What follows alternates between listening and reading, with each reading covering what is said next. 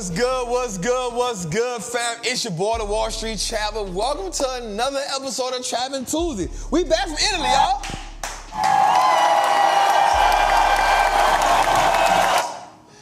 Jose, why the thing say your boy is... Oh, my bad, I read that wrong. You already in the... Were you in the chat? No, I just saw the thing, dog. Oh, okay. Tell Tootie to bring it up a little bit. Oh. All right, man. I'm back, man. What an amazing time. I'm glad to be back. Thank y'all. I appreciate y'all. I love y'all. First of all, before we get into the show, let me say all the birthday wishes, I got them.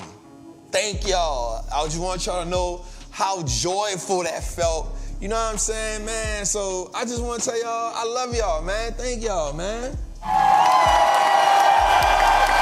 now let's get back to business. You feel me? So I want to talk about something, Jose, that was really, really profound for me. Right? I'm about to say this. I want to start the show off with this because I'm about to extrapolate. Come on, Jose. Come on, Jose. Come on, Jose. I'm about to extrapolate some feelings deep within that were profound for me as I was in Europe. First, let me say this, man. Italy is beautiful. I have nothing bad to say about Italy at all. But what I do want to say is this. Y'all better stop taking America for granted. Like, I ain't about to get all religious. I'm just like, and I want you to stop taking America for granted. Right? Because while I was over there, Jose, and I had an amazing time, I saw an abundance of wealth, right? But it was also sectioned off. Right here? Just check your pack real quick. What's wrong? It's the same thing here. Buzzing. Hey, it buzzing. My phone ain't even ringing. Nah, I'm talking about your pack. What's wrong with it? All right, we all right. Tootie tripping. All right, but watch this. I was able to see it when I went from Amalfi to Rome to Capri to Milan to Lake Como. I was able to, as I talked to certain people, they were stuck financially. Stuck in a way where it was like, yo, I gotta work here in the summer, but in the winter I gotta go here because I can't afford. And I'm like, damn, all right. And so as I talk to more and more people, hold up, what's wrong with it? Tootie, what's wrong with it? So I've been gone for a week, and y'all, that what happened when I miss a week, huh? I miss a week, everything. I miss a week and everything falls short up in here, man. Golly. Hold on, y'all. We want to make sure y'all get the right experience. We should have checked this before, y'all. We should have checked this before. Huh? We should have checked this before.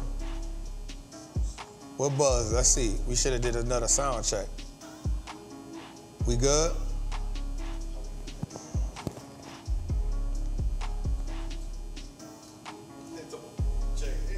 That ain't the chain.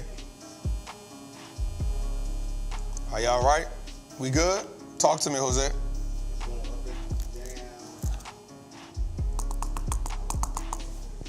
Y'all know this? All right, so anyway, let me just get back to what I was saying, and it's not the chain, y'all. It's not the chain. Y'all tripping. Chill. Let us stick to the audio, you heard me?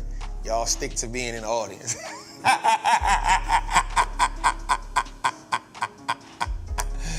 Stick to that, you heard me? All right, we'll figure it out. Let's get it. We'll knock on it. We'll get them together.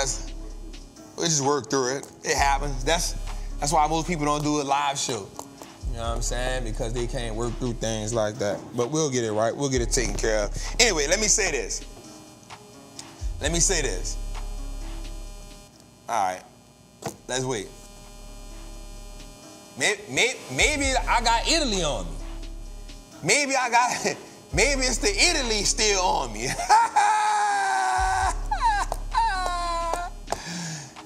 Maybe it's the Italy on me. Maybe it's the pasta reeking from my pores. Maybe it's the fresh Italian tomatoes. You know what I'm saying? Maybe it's the Mediterranean. Maybe it's the salt from the Mediterranean Sea. That's still. Maybe it's the salt from the Mediterranean Sea. You feel me? Jose better not have no mic. Jose better not have no mic. Jose, maybe it's the salt from the Mediterranean Sea that got me vibrating.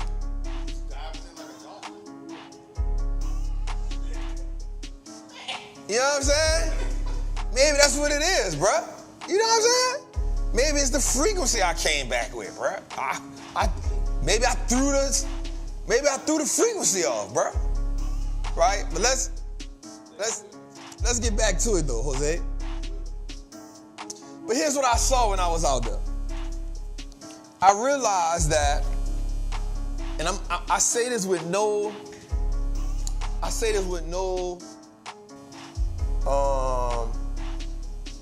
bad intentions.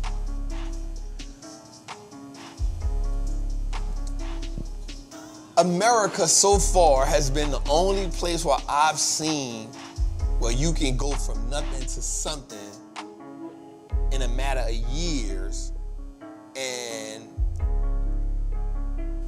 it's not like it's not profound, right? Like, think about it from this perspective. The biggest company in Europe that's on the stock market is LVMH. It's a $500 billion company. That doesn't even put it in the top 10 in America. Now, I'm not saying it as that's not a great company. I'm just showing you that the biggest public company in Europe is a $500 billion company, and it's not even a top 10 company in America for its market cap. You get what I'm saying?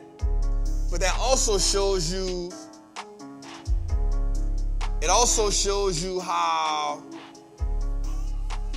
America has so many opportunities that we not taking advantage of.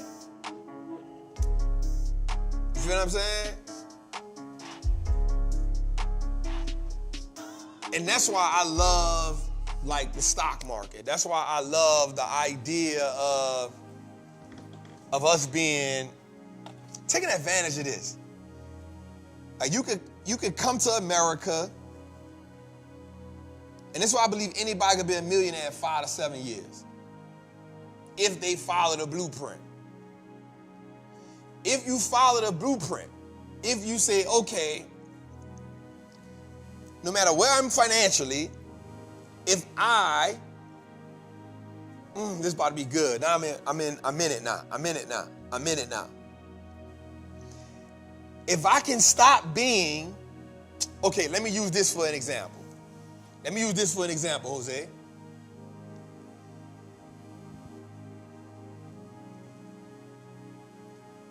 Noah, I said this on a thing the other day. Noah found favor with God. Let me use this. Noah found favor with God in a time where God didn't want to be favorable. Okay? Watch where I go with this. Noah found favor with God in a time when God didn't want to be favorable. Because at the time, God saw what we was doing and said, I repent. Now, you know we got to be doing real crazy stuff when God said he won't repent to himself. And he said, I am just disgusted with what I see. I got to get rid of everything. Because y'all ain't doing what I needed y'all to do. Y'all ain't aligned with the design. Right? Watch where I go with this, Jose. This is going to be good. This is going to be good.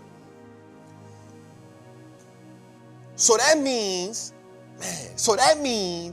everybody,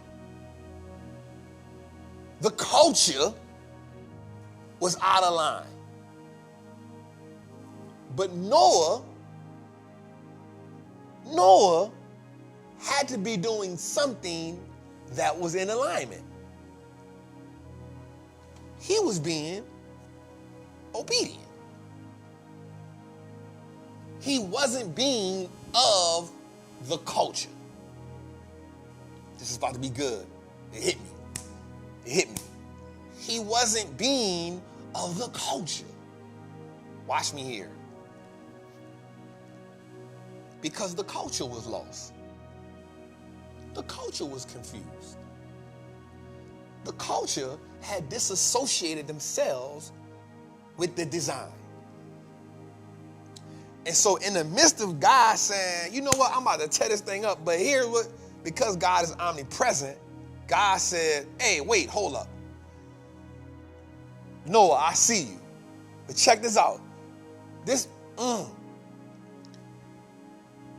When we obedient,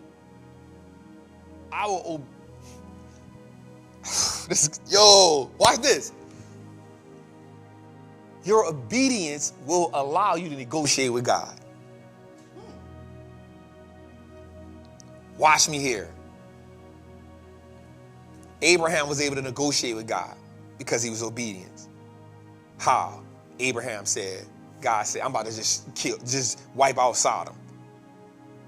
Abraham said, wait, what if we can find 50 people? God said, all right, if you find 50 out, Abraham thought about it, wait, they probably don't got 50. What if they find 30? I said, all right, cool. Obedience allowed them to negotiate. God, and if I'm saying this wrong, please, I mean no ill will by it. But watch what I'm saying here.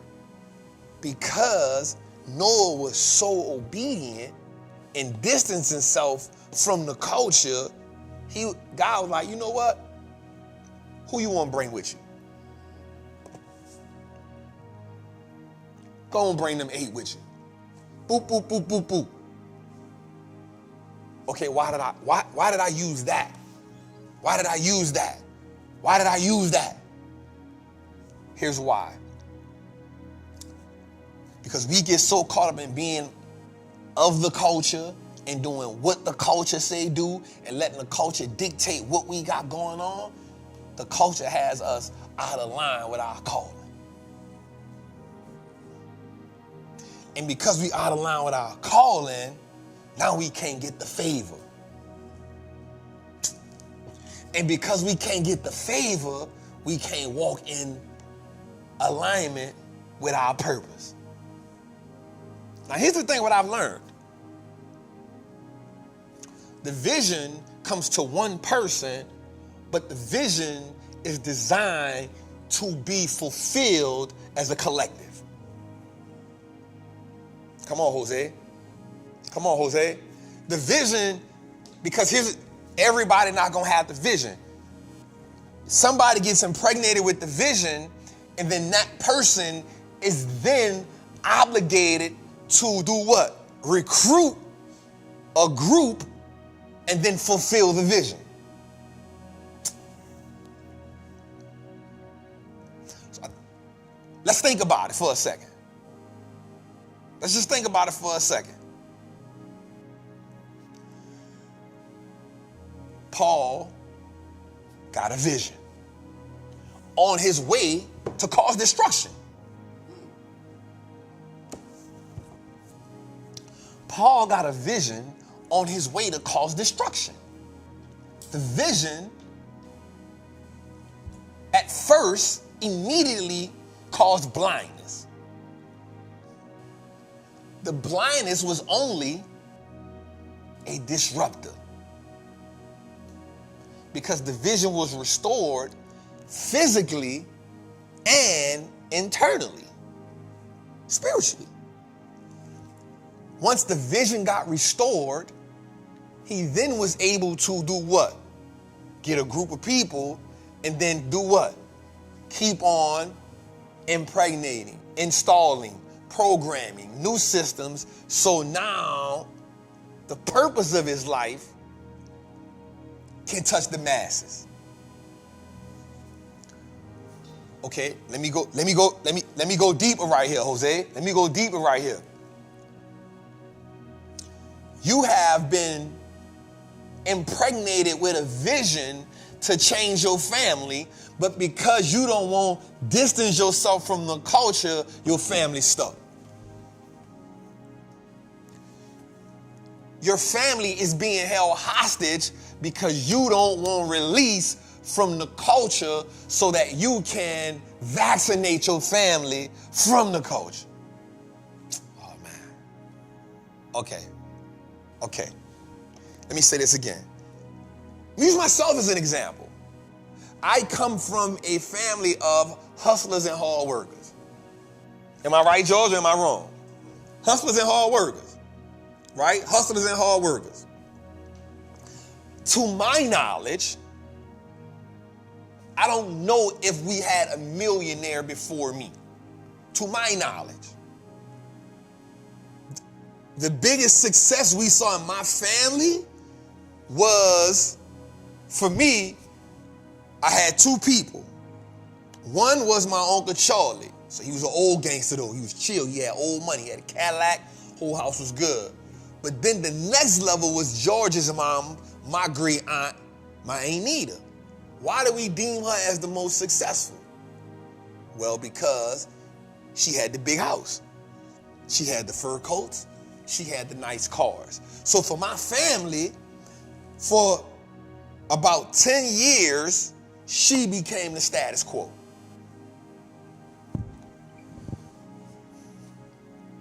But I had a vision.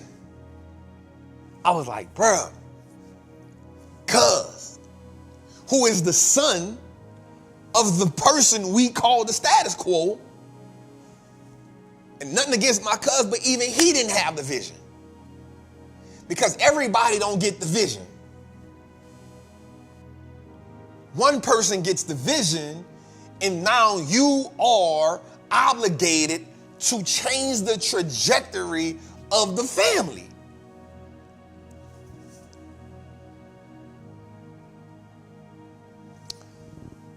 I go to cuz and say, hey, cuz, yo, this is going to change us. That was in 2014. We've been working at it, and the family has methodically have been changing.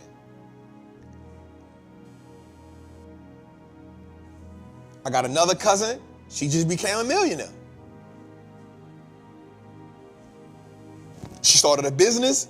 She got all of her kids working. She done hired two of my other cousins. She done help people in her business buy homes. She just posted. She's like, another person that works with me just bought another home.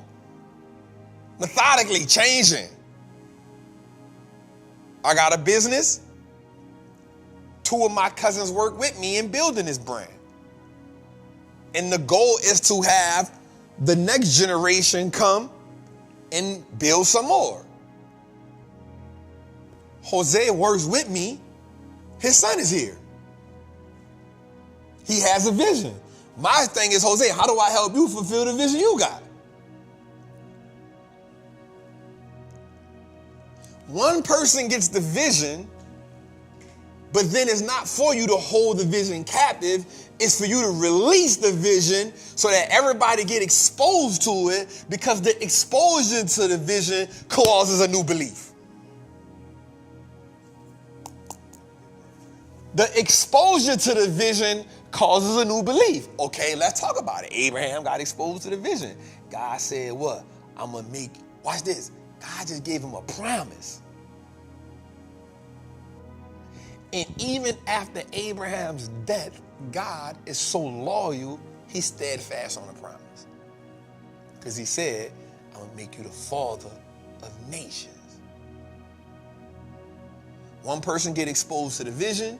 That person commits to the vision. Once you commit to the vision, you expose everybody around you to the vision. That exposure to the vision changes the belief. I'm saying you got to sometimes unanchor yourself from the culture so that you can operate in the calling, so you can impregnate and give people access to the vision so you can change the belief. And the reason why you not moving and the reason why things ain't shifting for you is because you ain't committing to the vision, because you still want to be a part of what the culture got going on.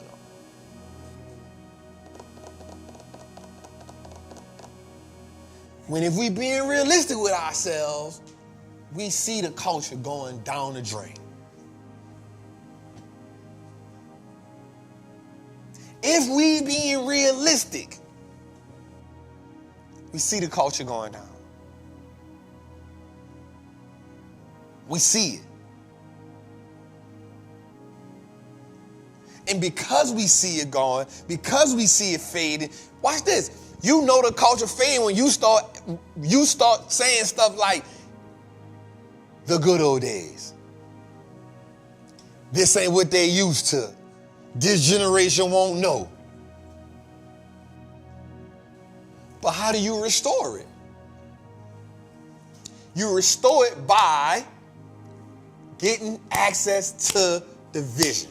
Jose, nobody believed that I was in Italy by myself. I had questions too. Nobody believed it. And not me. And here's what I said. Here's what's my thing, Jose. I said, one, the way I was using that phone, she had to be ducking and dodging the whole time I was out there. And if you got to do that much ducking and dodging, I don't need you with me. Because I ain't scared of nobody. I ain't hiding from nobody. I'm not hiding from nobody. And if you can't be seen with a nigga like me, you feel me? Yeah, it was like, who was shooting the ass? Literally, you know me, I'm cold-blooded with asking people because I understand content. Here's what I learned about being out of the country. The people want you to shoot the content. They want to see what they got going on. So here's what I said, though, to mine. I told Jose this, too.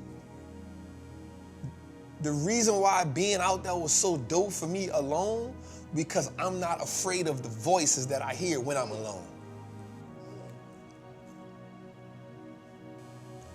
I'm not afraid of the voices that I hear when I'm alone. I'm not afraid of the loud noises from within when I'm alone, because when I'm alone and I hear him, I walk to him and then I walk to God.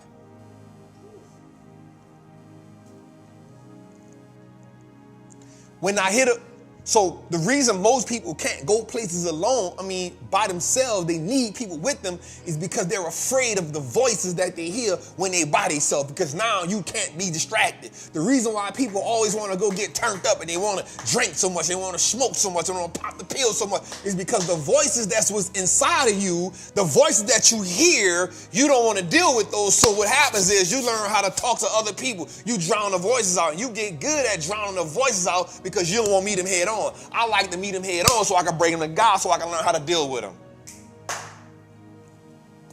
So I needed to be alone for 2 weeks so I can talk to God more, so I can have those real slow mornings, Jose.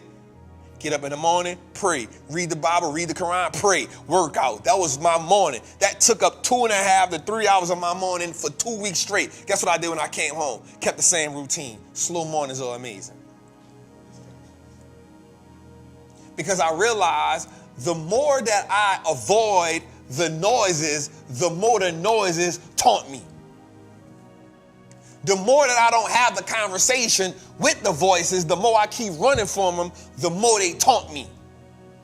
The more they get, the louder they get. The more I have sleepless nights, the more I gotta scroll on Instagram, the more I gotta go watch Netflix, or I gotta go watch Amazon. But when I listen to the voices and then I bring the voices to God, God tells me how to answer the voices.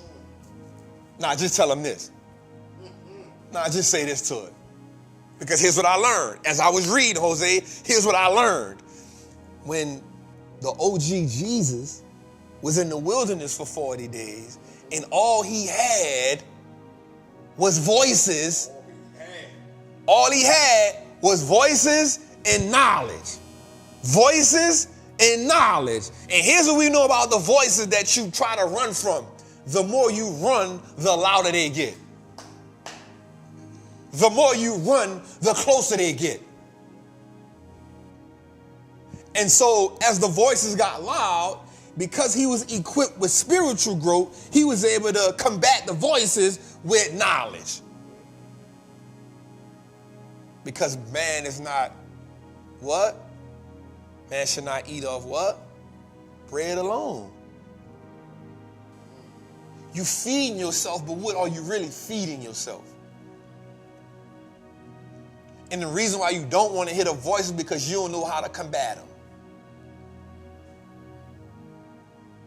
So I'm cool with being by myself because I ain't afraid of the voices. And trust me, mine be loud.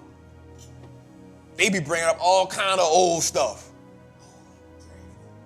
They be like, you remember this? Nah, you can't sleep, bro. Remember this? You gotta let this keep you up at night. No. Your conscience, we gotta let you replay this. No, here's a nightmare I want you to have because of this. Remember how that made you feel? Remember you cried about this? Remember you did that? You can't be okay with this. Oh, you think because you're successful, you don't got to deal with this. Or you think because you got some bread now, you forgot about this. And you know what song came to my mind? That DMX Damien.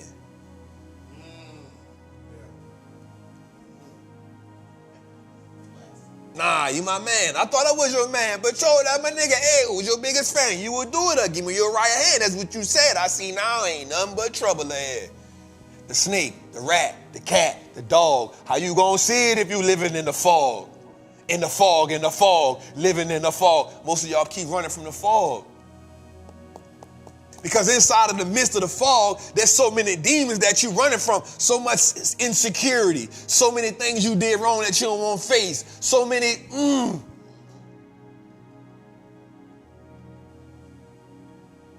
So much stuff you hiding from.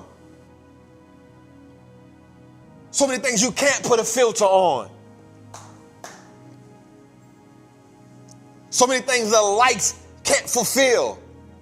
The captions can't fulfill. The posts can't fulfill.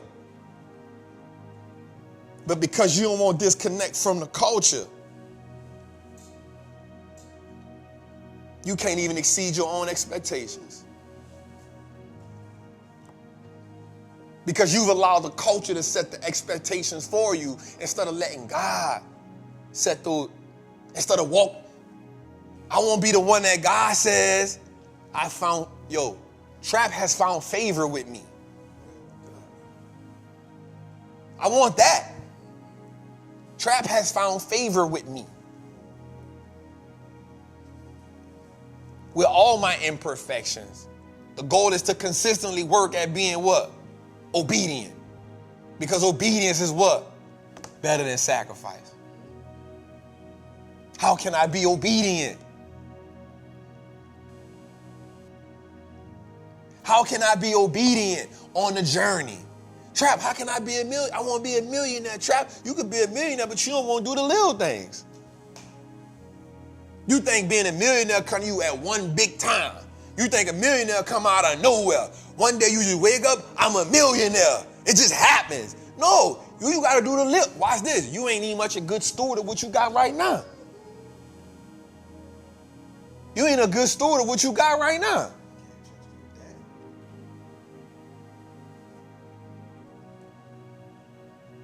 You ain't a good steward. You holding on to it. It's abundant, but you holding on to it.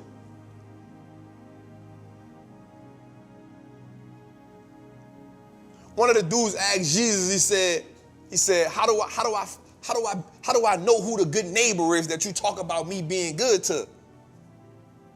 And Jesus said to him, he said, let me tell you a story. What I like about him, I found out that this dude told a lot of stories. Like the way he played with words, I was like, he cold-blooded. Like, this is a cold-blooded guy. Even if you didn't believe, God, please forgive me for this, but even if you didn't believe who he said he was, just the way he told stories, you'd be like, bro, you smart. Like, even if you didn't believe who he said he was, the stories that he told. So he said, all right, check this out. And he said, listen, a Jew was leaving to go handle some business and messed his ankle up.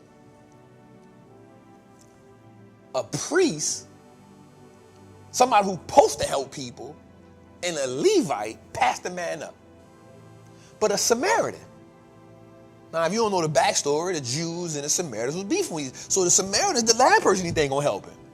Not only did he help him, he said, hey, let me help fix your bandages. Let me bring you to an inn. Let me pay for the inn. Let me give you some food. And then let me tell the man, hey, if he needs something else, put it on my tab. And he said, which one of them would you be if you was a good neighbor? So like in Islam, it's called zakat. Like it means to help a person without expecting nothing in return, but also just doing good deeds. How you want to be a millionaire? You don't even want to do a good deed because it ain't giving you nothing in return financially. I do so much stuff that people don't know about, bro. And I just do it out of just being a good person. Anywhere I go, I tip $100, bare minimum. And everywhere people be like, you sure that's right? I be like, yeah, it's cool. So the bill be $40. I'll give them a $100 tip. They be like, bro, you sure you? I'm like, yeah, it's cool. Because the more you put the money out there, the more it comes back to you. Everywhere I try to go I be trying to plant a seed. Here, I be trying to plant seeds.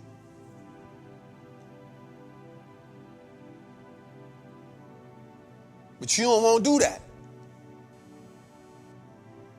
You think money is limited. You think money is restrictive. Not realizing you live in America. These people print money. And they print money all the time. And all you gotta do is learn how to play the game. Be abundant. I challenge y'all, bro, to come here. I challenge y'all to just be better. I promise you, when you change your outlook on money, when you change the way you see money, when you change how you see people, when you change your interaction with people, you're going to be like, bro, life is good. Trappin 2, episode 102. Let's go, Jose. Hey, Miss Cheryl, how you feeling?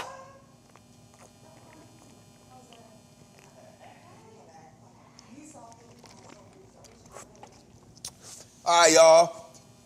How y'all feeling? How y'all feeling? How y'all feeling? How y'all feeling? How we feeling, Jose? Man, good. I see you back. You know what I'm saying? I'm back. They act like my man can't even go on a trip. Like, where your man at? Oh, who said? They act like I was chopped liver last week. Chopped liver? I'm still here. Huh? I'm still here. What happened last week, Jose? We ran a replay. Remember, we ran a replay. Somebody said. But the chat was still live. Somebody said, nah, Stack, we could do stocks tomorrow. Nah, man, I had such an amazing time, bro. And it was just so enlightening for me, bro. I will say I did miss everybody. I kept y'all in my heart. I prayed for everybody. That was black man joy that you had. Black man joy. Black man joy. Black men deserve joy. Black men deserve joy. Nothing against no other man. I've only been a black man. We got my guy back there. He's not African American descent, but we love him. Carson. He deserves joy too. I don't know if Kenny is black. Kenny, you black? He deserves joy. He deserves joy. Men deserve joy. Nothing against the women. Men deserve joy. Here's what I learned on that trip, Jose. Damn, we ain't even talked about stocks yet. Damn. All right, I'm going to get to it. I'm back, y'all. So this is my first week back. Y'all know it's going to be one of these days. 3-hour show, easy. Here's what I learned, Jose, on this trip. Right? Men don't spend enough time alone dealing with the things internally that make them feel insufficient.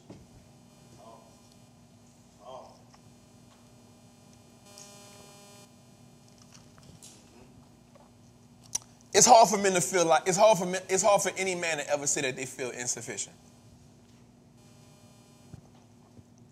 Because for men, that's a sign of weakness.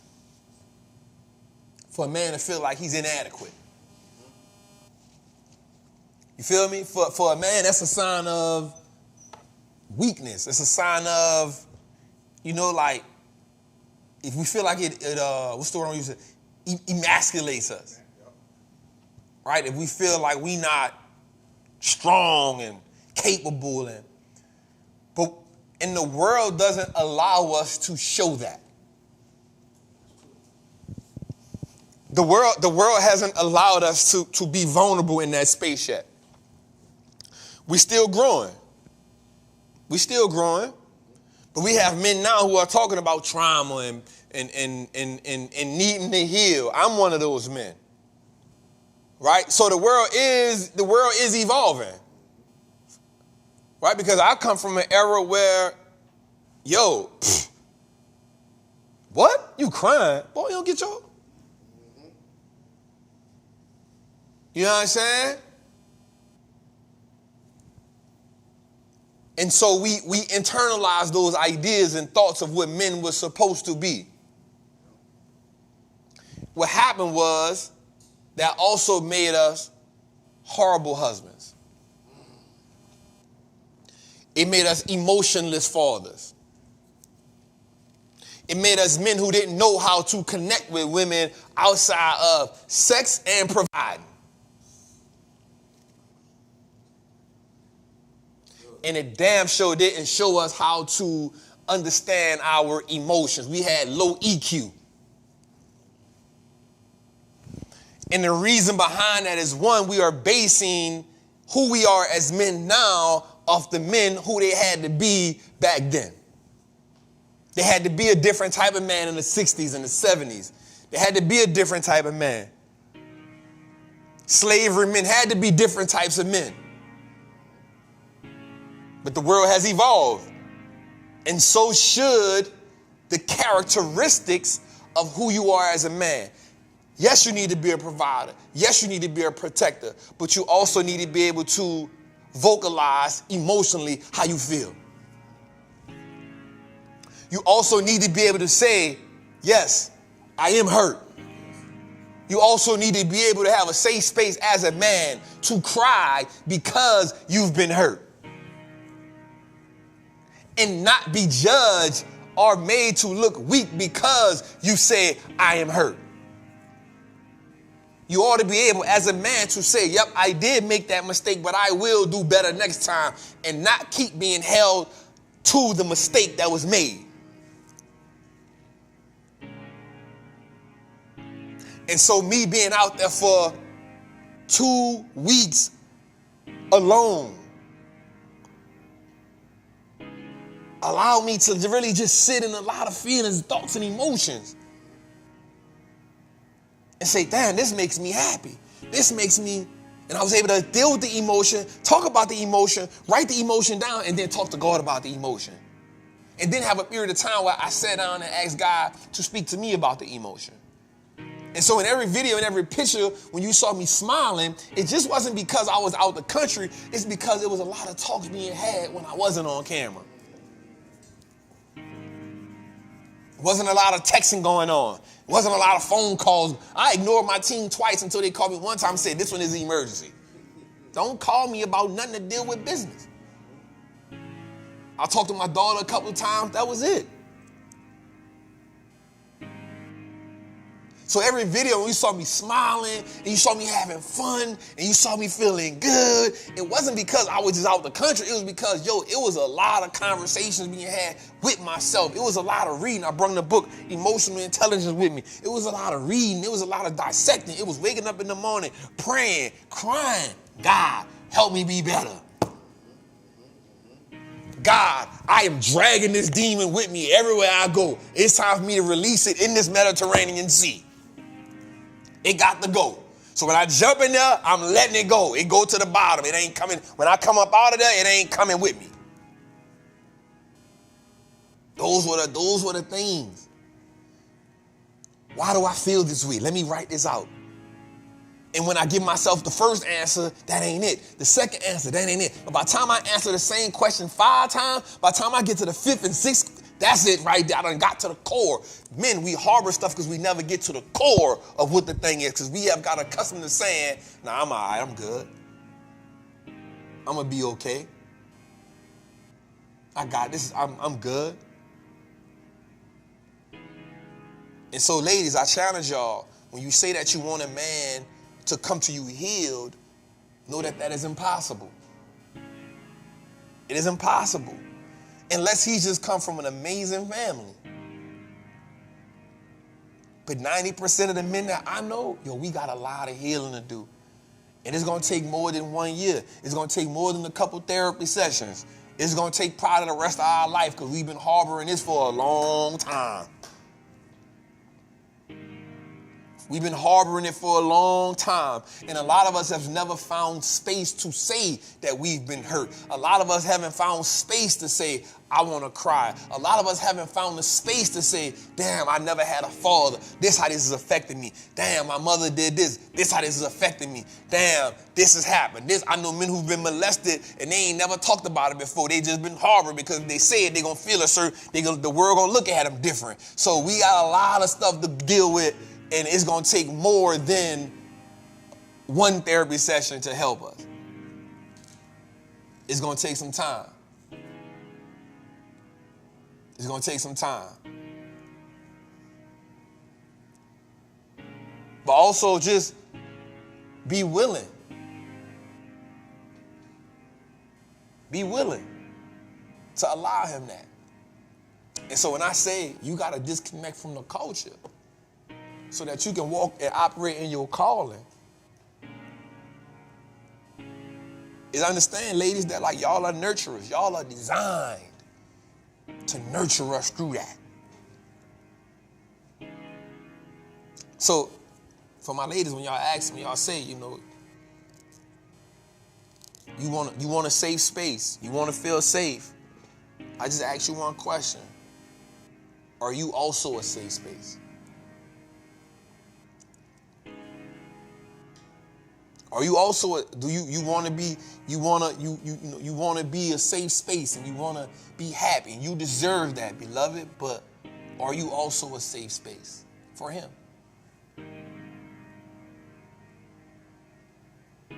What is he to you outside of being a provider? Does he have an opportunity to be vulnerable? Does he have an opportunity to open up his heart and say, this is how my heart feels? Can you ask him if he's okay? And then when his immediate response is, yeah, I'm good, I want you to go a little deeper with him. I want you to let him know, baby, it's okay. You can talk to me. I'm here for you. Let him know that you ain't never had a space like this before, but this is the one. This is the one. This is the space where you can tell me what's been bothering you. This is the space where you can come and you don't have to be a rock. This is a space where you can come and you don't have to be the thing that the world demands from you. This is a space where you can come release the hurt from the little boy. This is the space where the little boy can cry because he ain't have no friends. This is the space where you can say when you was embarrassed and you was sad and you felt neglected and you felt abandoned. This is the space right here where you can come to, and I'm going to help you get through that, because when I help you get through that, you're going to go take on the world. Ladies, I want you to understand, with the right woman in our corner, we can take over the world, but we got to know that it's safe for us. And I just want you to know that. The culture has put us against each other so much, especially black men and black women. We keep fighting over who been traumatized the most. Oh, the black woman is the most this, and the black man is the most this. And now we fighting, now realize we both been traumatized. We both been scarred. We both been hurt. We all need therapy. So can we be a safe space for one another? Can you teach me how to love you? Can you teach me how to be compassionate to you? Can you teach me how to be the man that you need me to be? And I'm going to teach you how to be. I'm going to show you what because what we got to realize is I come from one environment, you come from one environment. It's impossible for us to see the world the same way. But if we don't talk about it, how can we ever walk the same way? I come from where I ain't even know about no love. My hard work was love for me. Get up in the morning, do this, do that, that's love. You got a roof over your head, that's love. You got food on it, that's love.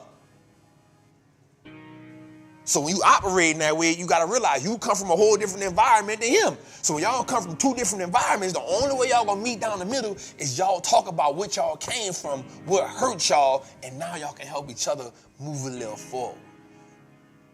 We got to exceed our own expectations.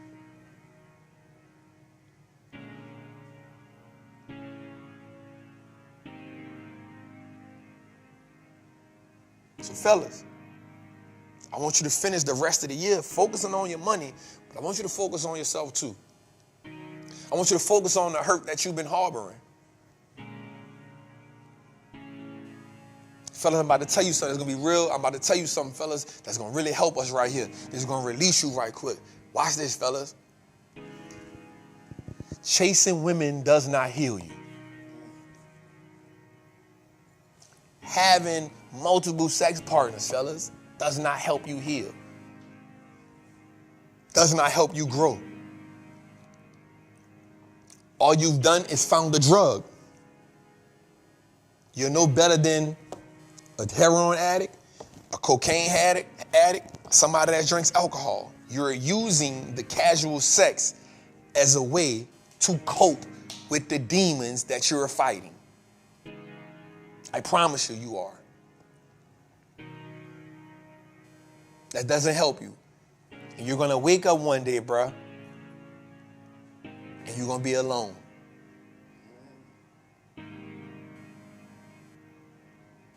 It does not help you.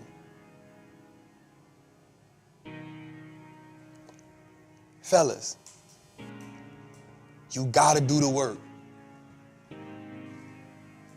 Fellas, you got to become vulnerable. You got to talk about it. Fellas, in order for us to take our rightful position as leaders of a household, as protectors of a household, we got to deal with the hurt. We got to deal with the pain. It's uncomfortable. But through that dysfunction, through that pain, through that fire, here's what we don't realize. Fire can also be a form of purification.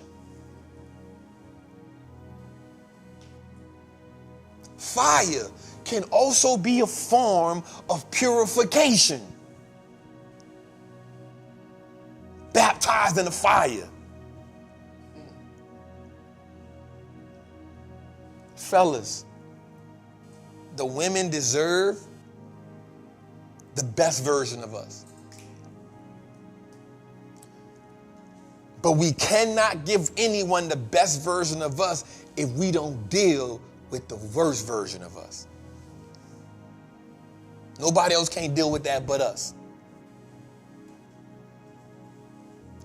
Nobody else can't deal with that but us. The worst version of us is often the hurt version of us.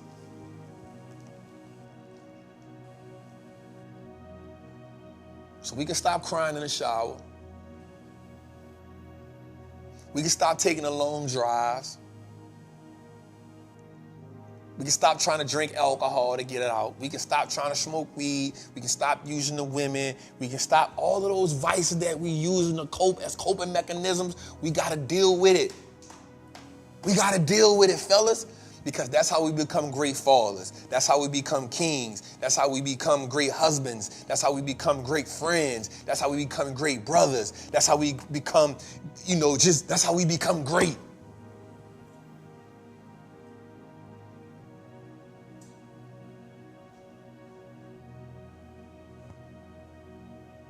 I want us to walk into that, fellas.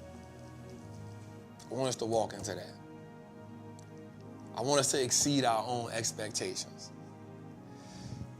Episode 102, Jose, we back. How you feel, dog? 42 draft. That's what we're doing. I feel good, bro. I feel really good, bro. I feel really good, bro. I feel so recharged. I feel invigorated. You know what I'm saying? I feel like fulfilled. I feel, you know what I'm saying? Like, I feel dynamic. I feel dynamic, bro. Right? I feel like I'm operating in this flow right now. Right? And it came with me. It came with me because I didn't allow it to stay there. Right? I didn't allow the feelings to stay in Europe. I was like, nah. And I felt it. Like, the joy. Like, I'm going to tell you something, bro. Like, I got to talk about stocks, man. God damn. All right. Shit. We ain't talk about a stock in an hour. I apologize, y'all. Jose, I just feel good, bro. Hey, look, man. Right? And I just... They love it. People love it. Man, thank y'all, man, for just allowing me to get that out. Right? I ain't had nothing prepped. Shoot. Anyway. All right, today. Let's get into it, man. Y'all know why we here. Y'all know why we here. Right? Hey, man. So listen, I ain't seen my daughter in a month. Not because nothing was wrong, but because I was in Dallas and they was in New Orleans. And then when I got here, I went out the country. And where I went and saw my daughter yesterday, it looked like she grew 15 feet. Bro, I went and saw her. I said, what the hell? When they right next to you, you don't see it. Bro, I went and saw her. She come outside. I was like, who you? Bro, I'm like, yo, how you got that tall in a month? She got her little flip-flops on. She had her braids on her head. She had I had to shake. I said, she grabbed me and she hugged me. You know, she's like, hey, daddy, it's been a month. You know, she got a little sassy on me, like telling me, nigga, where you been at? You hear me? So many words, you hear me? Like, it's been a month. Right, so I hug her, bro, and I looked at her. I was just like, I was in awe. Like, I was just looking at her like, it's been a month. Like, damn. Like, how you growing? I'm like, you're getting skinny. I'm like, look at her little legs. I guess I made her feel embarrassed. She was like, Daddy, stop. I was like pitching. I like, look at your little legs growing. Damn. They grow so fast. They grow so fast. I want two more. I definitely want two more. Yeah, sir. I want two more. Before I get into this, bro, I'm so happy, bro. God damn, dog. I ain't gonna lie. I'm so happy, dog. Let me say this right quick before we get into it. All right, Jose, can I say this before we get into it?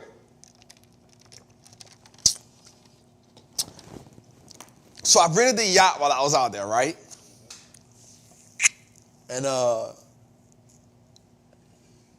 so one morning, I was on a live. We literally watched you was on that live, huh, cuz? We watched 4 families hop on 4 different yachts, 4 different sizes. right? So I'm doing my push-ups and I'm doing my stuff and the yacht pull up, boom. So the yacht pickup was right by my room. So I come down, because there was like, this is where the yachts pull up at. Your room is right here. You come, you walk on the yacht. I was like, this is fire. This is nice. This is another. I kept saying on my Instagram, I done unlocked another level. Here's what I realized. There's so many different levels to wealth, bro. You hear me? There's so many different. Money is the catalyst. We're not going to forget that part. But there's levels, bro. There's levels.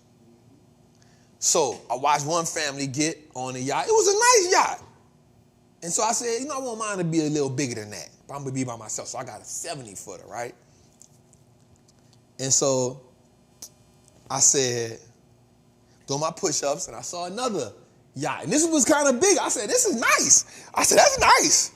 I like how that would look there. Right? So then this one caught me off guard. The yacht parked out. Hey, Nat.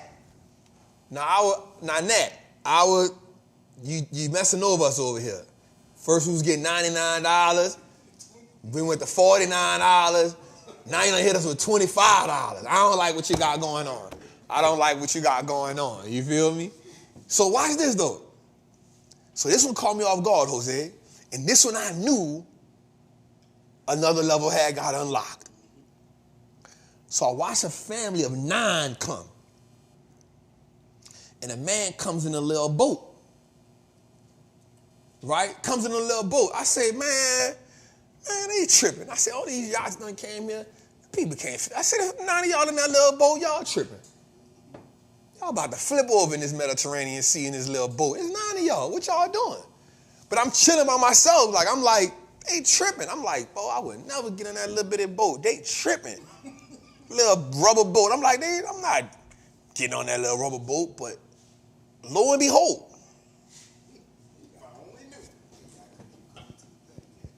the yacht was so big, it couldn't come there. They had to get the little boat to take it to the big boat. I said, okay, unlock. I got you. You don't got to show me but once. I said, that's what they doing. Look at me judging a book by its cover. Look at me. Go and put your foot in your own mouth, Trap. I said, it's another level. I see why you got 9. It's only 4 people got on. I'm like, how y'all, what they taking turns? He brought them out, came back. I said, that's nice. And the first thing came in my head, I need a family. I need a family. I need to make some more kids. That way I can take my daughter, my wife, my new kids, probably George, because he ain't going to let me go without him. He going, hey, cuz, I got to bring Elise, you know what I'm saying, because she ain't going to let me go. But I won't do that now. I need to bring my family on a vacation to Italy. First of all, don't let that part go over your head. To get on a little boat to go get on the big boat. So I asked the dude, I said, yo, he said, well, that boat there come with a private chef. It come with I said,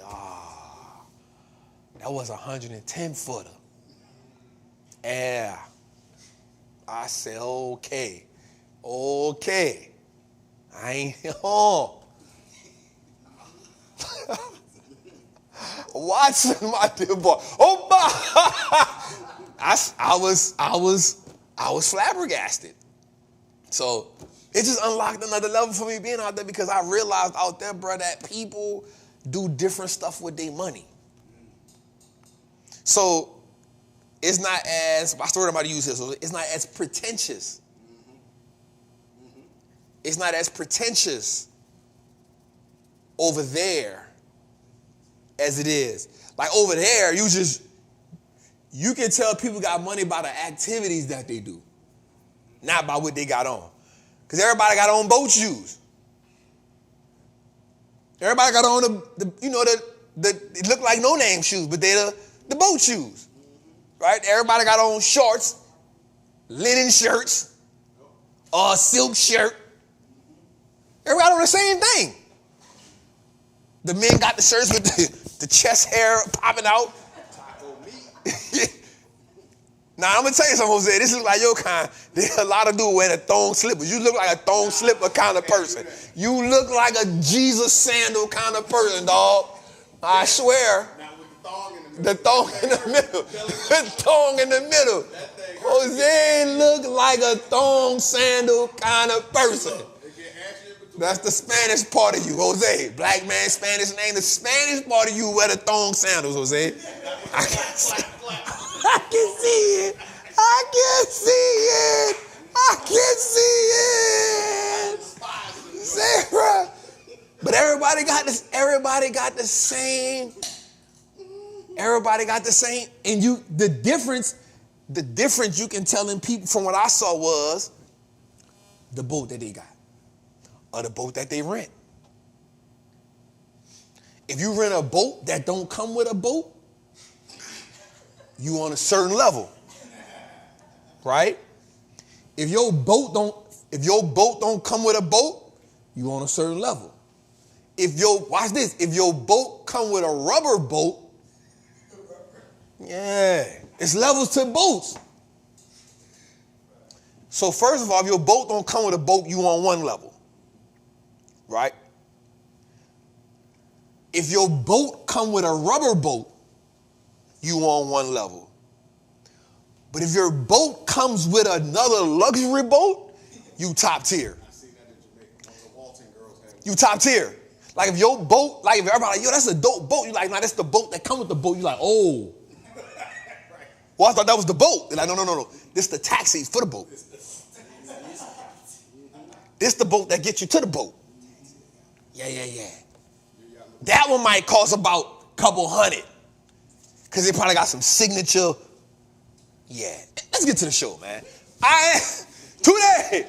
Boy, that nigga steaming back there. You?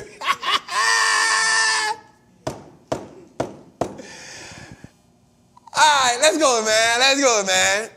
I am a certified Wall Street trapper. I'm confident in my ability to make great investments. The stock market is a machine that prints money, and I am more than capable of operating this machine.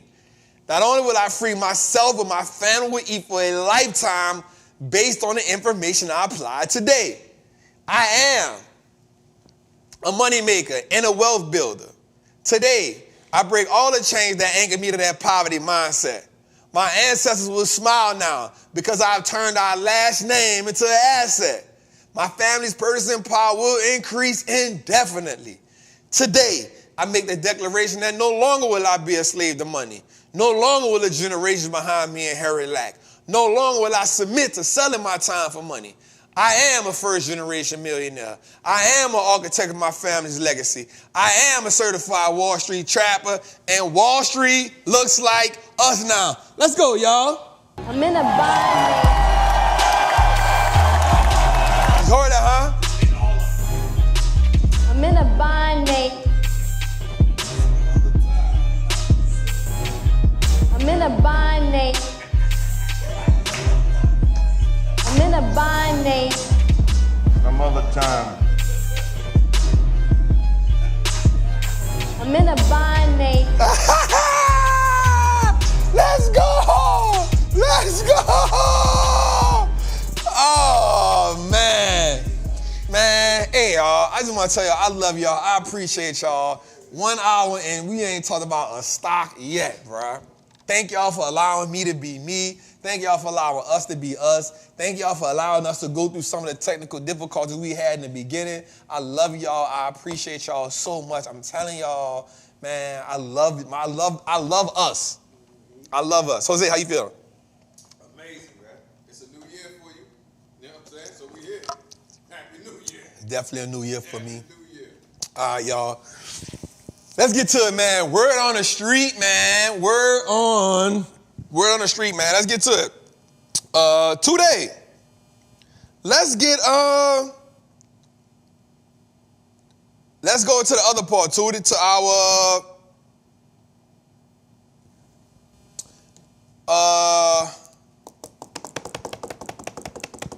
heat maps. There we go. You want to go to portfolio, Tootie? Let's go to portfolio, Tootie. I ain't tripping. Let's go. All right, so let's get into the portfolio right quick. I will say this, y'all. Today the market was, so today as I was watching the market today, I was listening to them. Miss Cheryl, you got to go? You here? Let me show y'all somebody right quick. Come here right quick, Miss Cheryl. Let me show y'all somebody right quick. This is somebody who takes care of me and my team. I definitely want to give Miss Cheryl a highlight. I'm thinking about starting a business with Miss Cheryl. So Miss Cheryl comes on. Thank you so much. Can I get a hug? I love Miss Cheryl. I love you. So I met Miss Cheryl when I used to go to this place and get myself, I used to get the cryotherapy. I used to get the IVs. And I didn't know that Miss Cheryl knew me, right? I didn't know that. So I come in to get the cryotherapy and she's like, no, Trap. I was like, whoa. She was like, you don't know how much we watch you in my house. So I was like, all right, that's cool. So at first I was just getting the cryo. She was like, listen, come here. You work so hard. You serve us at such a high level. This on me. She gave me the IV and she gave me some other stuff. And I was like, damn, that feel really good. So we kept, you know, in contact. Her spirit is just so amazing. Her spirit is just so amazing. So Miss Cheryl, she comes and I want to get with you, Miss Cheryl, because I want to start getting IVs for the squad. So Jose, George, Tootie. Oh, I had mine. She get Jose. She called her like her sons. You hear me? How y'all doing? And she called me from time to time to just check on me. Trap, how you feeling? How's your spirit doing? How you doing? How you feeling? Are you getting some rest all the time? So Miss Cheryl, I just want to tell you thank you so much for just, you know what I'm saying, like nurturing us. Because there's a bunch of black men up in here. And she checks on us, and she's so vibrant. And so I just wanted to tell you thanks. She actually came tonight to so I'm going to tell y'all something. So I take my health serious. So I take my NADs, I take my glutathiones, I take some other stuff just to make me feel better from internally. And I bought this thing that help you transport your meds, right? So I could put my NAD, because you got to keep the stuff cold. My silly butt, right? My silly butt, I want to be extra. Instead of me just freezing the things that go in there, I had them, and I'm like, let me put some ice in here too to make sure it stay right. I leave from Amalfi. I get to Rome. I open the stuff up, all the valves full. I said, full of water. $4,000 worth of stuff, gone. No good no more because it's full of water. I called Miss Cheryl. I said, Miss Cheryl, look, they're all full of water. I need my stuff. So she was like, Trap, I'll get you when you come home. I got you. And you was on vacation, you was somewhere. You was visiting somewhere or something, right? She was out, she was moving around. So she was like, you know what? I got you. So she's always a call away. And so these are the type of people you need in your life. So I just want to tell you thank you so much, Miss Cheryl. And look, she was like, Trap, you made it home. I got your stuff. And I was like, I'm home. Then she texted me. I'm still waiting on the stuff. They done made me mad. I done import. She's like, oh, this supposed to come Saturday. It ain't here. I'm like, Miss Cheryl, it's all right. Take care of me. So she's on Instagram. Vibes with Miss Cheryl, is it right? Vibe with Cheryl. All right, she'll put it in there. So if you're in the Atlanta area and you want to get what it is you do, Miss Cheryl, tell me you do the IV. The IVs, I do NADs, yes. glutathione, anything with, we call it like biohacking. So anything that help you internally be better, you know, this is it. It ain't nothing illegal. It ain't no steroids. It ain't nothing like that. And they love your earrings. And they, Thank you. well, Miss Cheryl is very beautiful, y'all. She's very beautiful. So anything, if you are in Atlanta, I've went live with her a few times. I'll even, when I get my stuff, I even show her what I'm getting so she can see it. And if she approve it, it's on. If she be like, Trap, I'm like, nope, I don't want it. So check her out if you're in the Atlanta area. If you want to get your IVs, I'm telling y'all the IVs are important. Your IVs, and then, you know, she can help you with some of the other stuff that she does. So definitely check out Miss Cheryl. Thank you, Miss Cheryl. I appreciate you so much. Yep. All right, y'all, let's get into it. So, health is important, y'all. Jose, bro, I got dark. A little tan. I feel like I done got a little, I look a little crispy.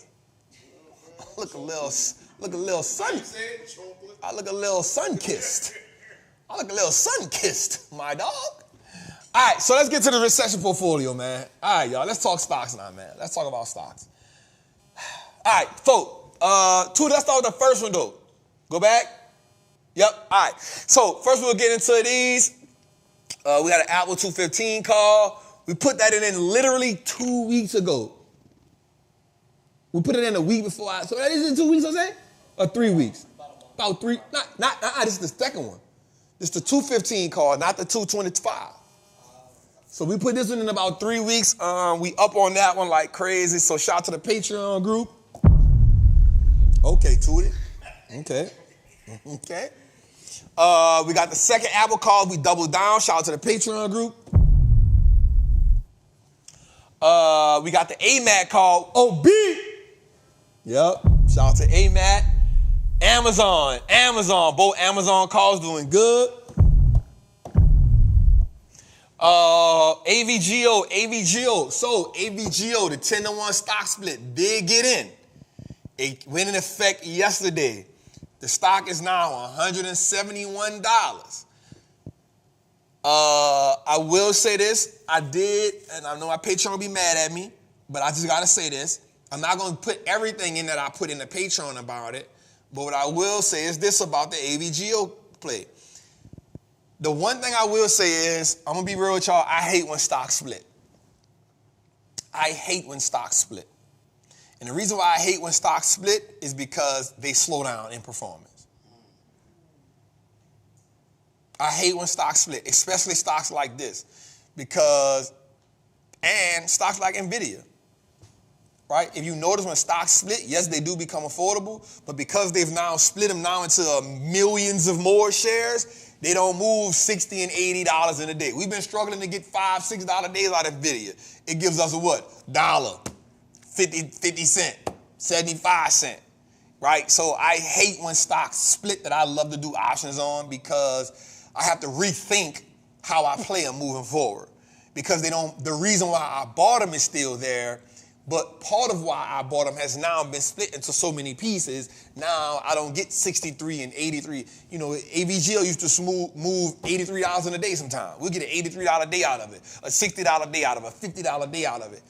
That's going to change. You know what I'm saying? It's going to change. And so I'm always, after it splits, I usually wait a little while so it can pick back momentum on, and sometimes that takes a while. So just be mindful. I do still love this stock. I got to shout out one of my lieutenants, Jabari. He's in Trappers Anonymous. And I'll say maybe 3 years ago. And I'll be real. Jabari, he was in love with this stock. We talking about around the stock was $200 or something, $300. And I knew about it, but at the time it was considered like a stock of the Internet of Things. And that's what I knew it for. I didn't realize that they were so into the chip space. It was a small part of their business. The Internet of the Things was the majority part of their business, but it pivoted. And great companies can pivot when they see what's going on. They can position themselves. I do think this company is a company that you should own. I put price points in the Patreon. I will not give price points. You got to do your due diligence on that. This is a company that you should own. because what it does with the AI part of its business, that is only a small part of everything else that this company does. It literally has 5, 7 different components that aligns it with the semiconductor space. It is the 6th largest semiconductor company. I will tell you that much.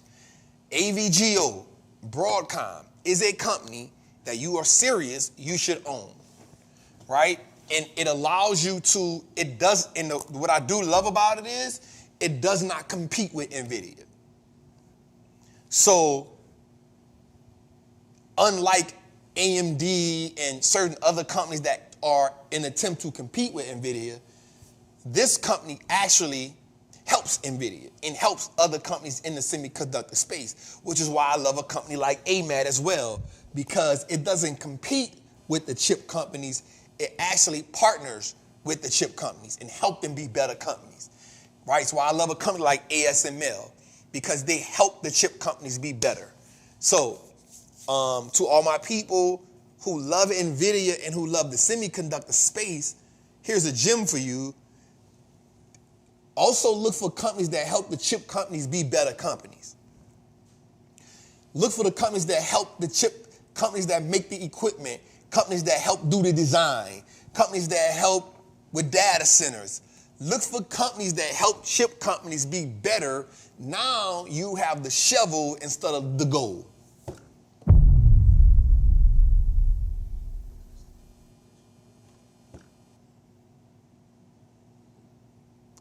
Now you have the shovel instead of the gold. Do what you want to do with that information. Also, Jose, we extended the birthday sale. Put that link in there. And the reason why we extended it, because while I was on vacation, so many people were like, Trap, I need to get it, dog. The 4th of July. Now, I'm going to tell y'all something. We bad with money. You know, spent all your money on them firecrackers. Now you want me to help y'all. But it's all right. I'm not tripping. Yes, CDNS is another good one. Cadence Designs. So, we extended the birthday sale because of that. You know, a lot of people hit me up. You know, and I just was like, you know what? It's my birthday. I ain't tripping. It's all good. So, we extended it. So, Jose dropped the thing for that. I don't know how long, so don't ask me no more. I don't know how long. But I'm still in vacation vibe. I still feel good. So while I'm feeling good, with that you get the options masterclass and you get the Trapper method, which I believe is, yeah. So let's go a little further. We got General Electric. That one's still doing good. Let's go a little further to it. Let's go to the one GEV. Now what I will say is this, and my people in the Patreon, y'all know this too when I say this. This GE play and this GEV play is getting on my damn nerves. And I'm going to tell you why. It's been at 9,000 GEV in the other one. And then the next day it'll be minus 4,000. And then it come right back up and we up 9,000. It don't want to break what it needs to break to get us where we got to go at. And so I am contemplating on selling itself and just doing something else with my money. You feel me? Y'all pick the GEV? Come on, Jose. I be on the low, but I missed that one. I don't know how I missed that one. So you and Ashley ain't option plays together? Yeah. What plays y'all on? I just told her what to do. I sent her the screenshots for the Patreon trade. Hey, bro. That's cold-blooded. So Jose sends him and his girl my screenshot. That's good. I would do that too. You putting up a Nancy Pelosi right now. That's what you doing. Jose putting up a Nancy Pelosi. Jose don't know who the hell that is. He like, who? Who is Nancy Pelosi? So Nancy Pelosi she just be getting the information and she be making the plays.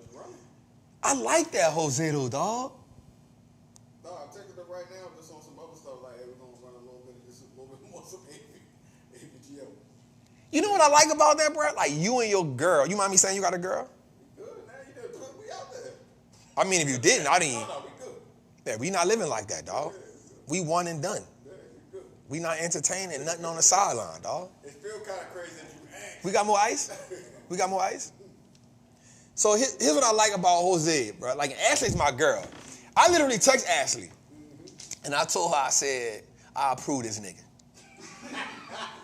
That's my girl, man. So, whoa, where we went at? So I said, I like the fact that you and her are. This is an everyday thing. I like that. And just be low with it. I like that. Y'all making money? Low. When I hit you with that, we met at Milan in the joint. Y'all making money? Yeah. You be like, oh, I ain't want to do it till we get there. You know what I'm saying? Like, How much y'all got invested? Let me show you something. How much y'all got invested? Man, chill, bro. 5 figures? Chill, bro. Just tell me 5. Chill, 5? bro. 4? Chill, bro. 4 or 5? Talk about figures? Yeah. Oh, yeah, it's definitely over 5. 5 is low. 5 is low, bro. My dog. I like that. 5 is low. I'm just asking, dog. Bro, we talk about everything. I haven't talked about you about that chick. I just was like, let me prove the method works. The method worked, bro. You know what I'm saying? It's like, yeah. Damn, bro. That got to be a good feeling, dog. Damn. I'm tired of being single. I'm tired of this shit. It's a beautiful thing, bro. I'm tired of this, dog. Take it down. I don't know if you probably watch. I'm tired of this, dog. I'm tired of this, dog. I need to find a. I had posted something when I was in Paris and I was in Milan. I said, when I get a girl, I'm buying her a Chanel bag and a property. And somebody said, teach her how to buy the property. And I said, my strengths don't have to be her strengths. My strengths don't got to be her strengths.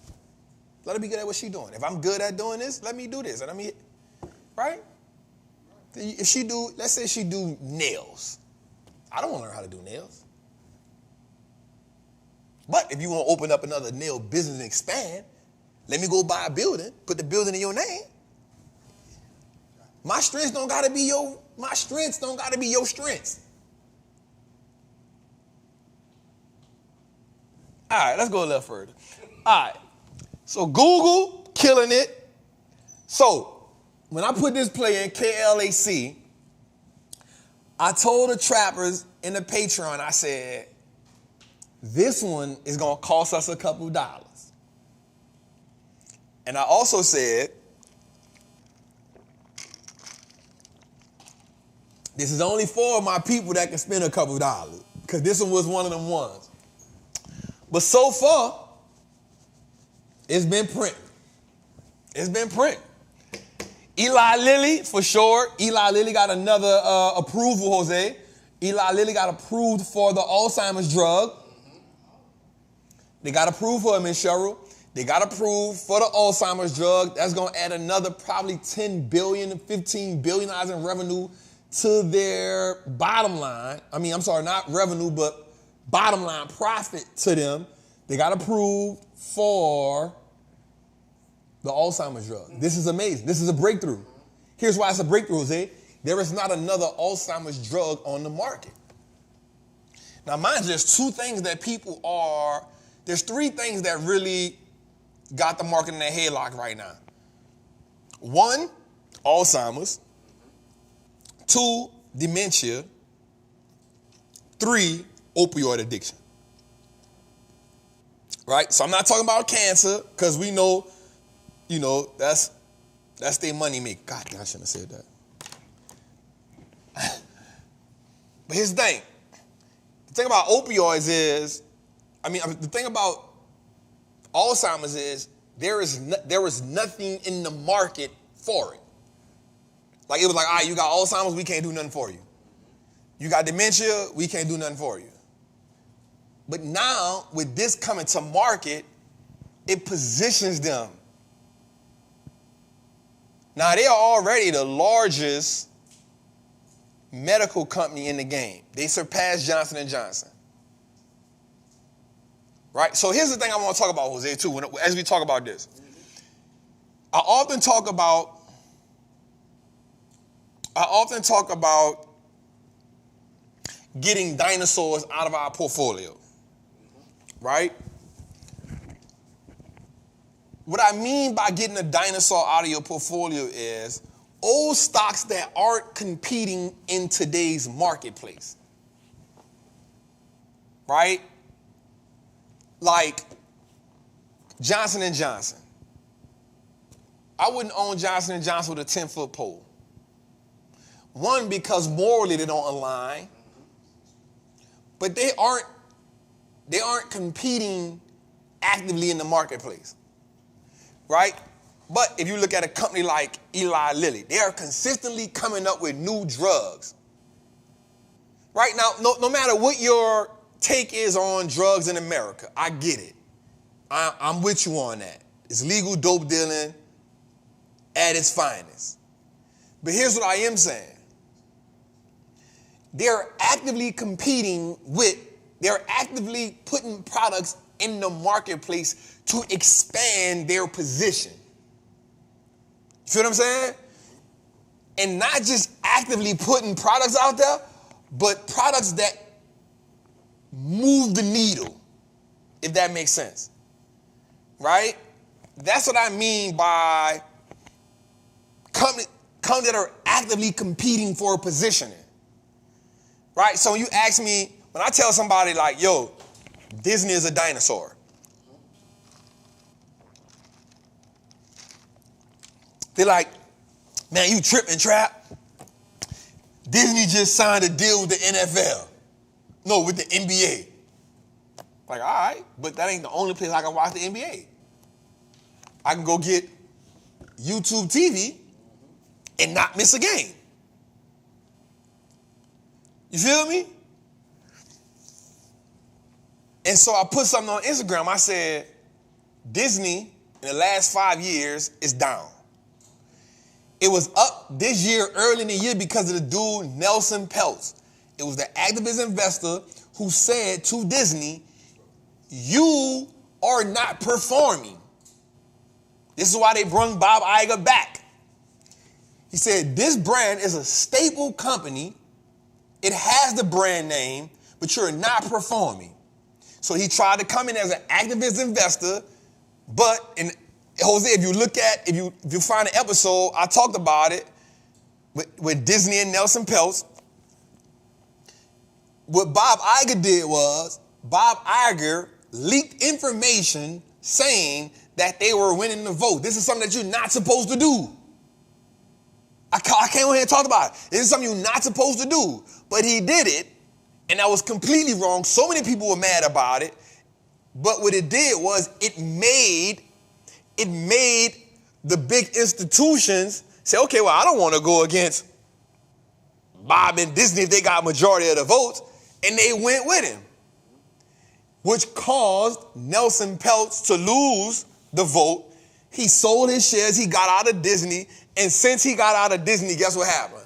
The stock has been going down. You know why the stock popped? Because people said someone's new coming in, putting pressure on them, making them do something different. At the same time, Bob Iger said the people that's writing need to get off of strike. Y'all don't need no more money. While he just bought a $74 million yacht on his Wyoming ranch.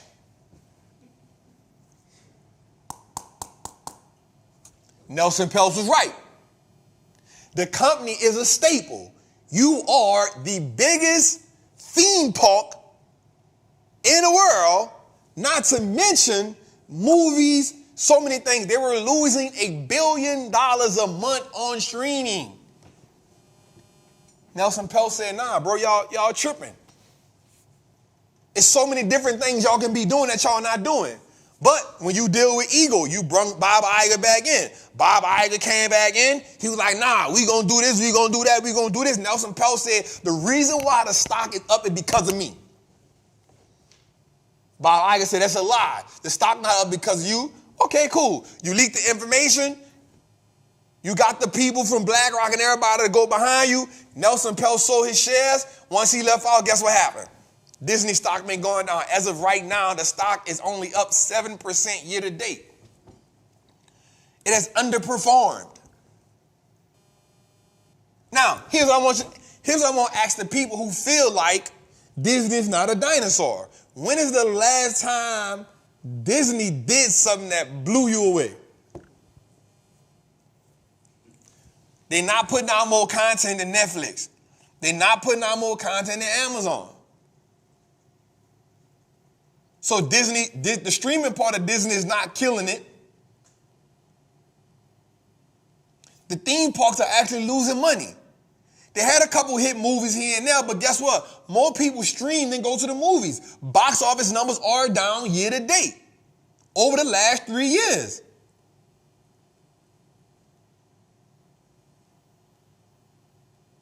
So I ask you a simple question. When we look at companies, they are living off the name of what they once were in yesteryear.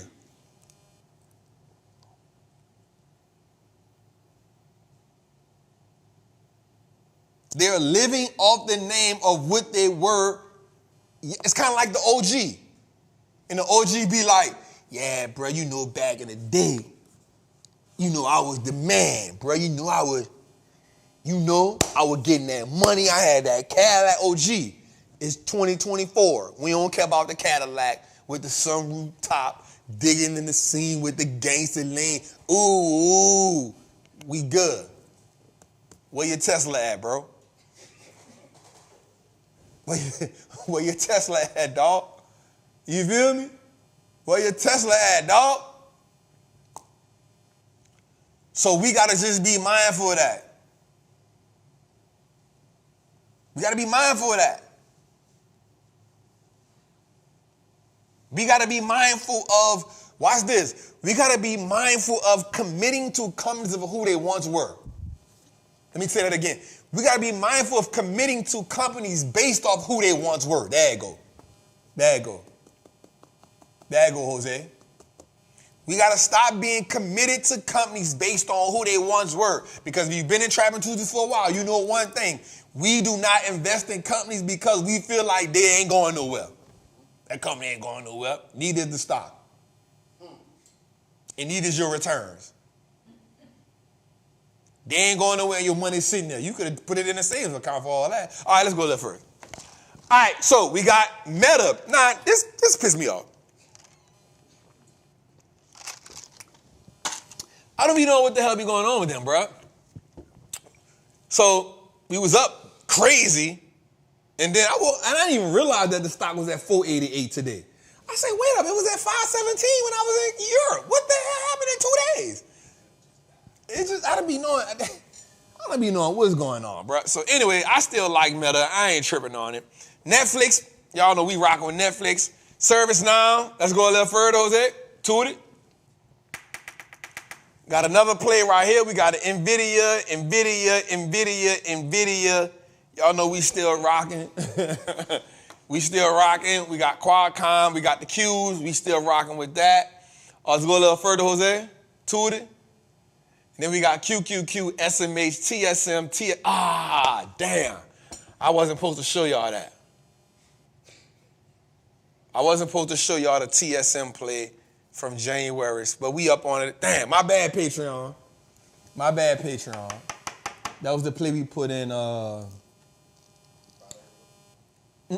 the new play we put in, I didn't show them. But we put that one in. But anyway, the 717 call. Anyway, that's it, man. That's what we got. If you want to join the Patreon, man, come lock in with us. We've been doing great. Somebody said I jumped out the 505 call. You could have stayed in there. Don't trip on it. Hey, you don't got to jump in and out of calls like that. Don't do that. If you in the Patreon, you know we don't jump in and out of calls like that. We go through cycles. It's okay. We got a couple of them, though. We got a couple Meta players in there, so we all right. Yeah, I know I'm slipping, man. My bad. I'm getting back acclimated. My bad, RJ. My bad. You feel me? But come join the Patreon, man. Y'all know how we get down. You know, I tell everybody when they come to Patreon, I'm not a day trader, so I don't trade every day. I may go a week without putting a play in. I may go 2 weeks without putting a play in. Then I may go 3 days where I put 5, 6 plays in a row. You know? So you kind of get that kind of, flow with me. You know what I'm saying? I was on freaking vacation. I'm in Rome. I'm supposed to be minding my business, having fun. But I made a play when I was in Rome. And guess what I did? Hey, y'all, here go the play I made. Boom, boom, boom. I'm about to go back to look at these statues. And they jumped in it. They was like, Patron was like, say, Trap, bro, we knew you couldn't stay away. I love the game. But because, watch this, my integrity says, if you join the Patreon and you in the top 2 tiers, I told you when I'm going to make a play. And I got to stand on that. I don't have a separate account that I do options in that I don't tell nobody about. This is my options account.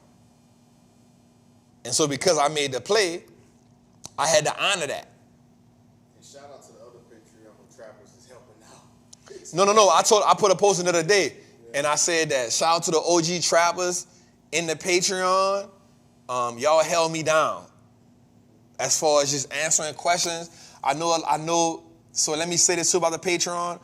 I used to answer the DMs every day in the Patreon, but it just grew faster than I can answer. And so I'll get in there and I'll answer some DMs.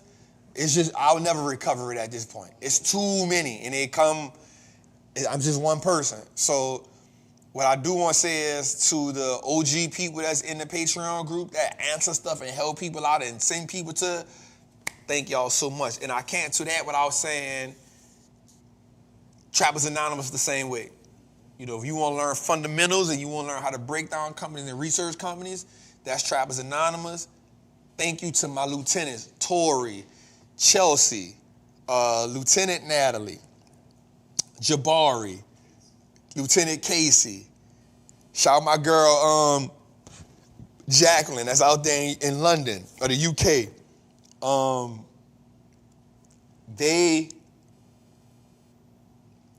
They kill it.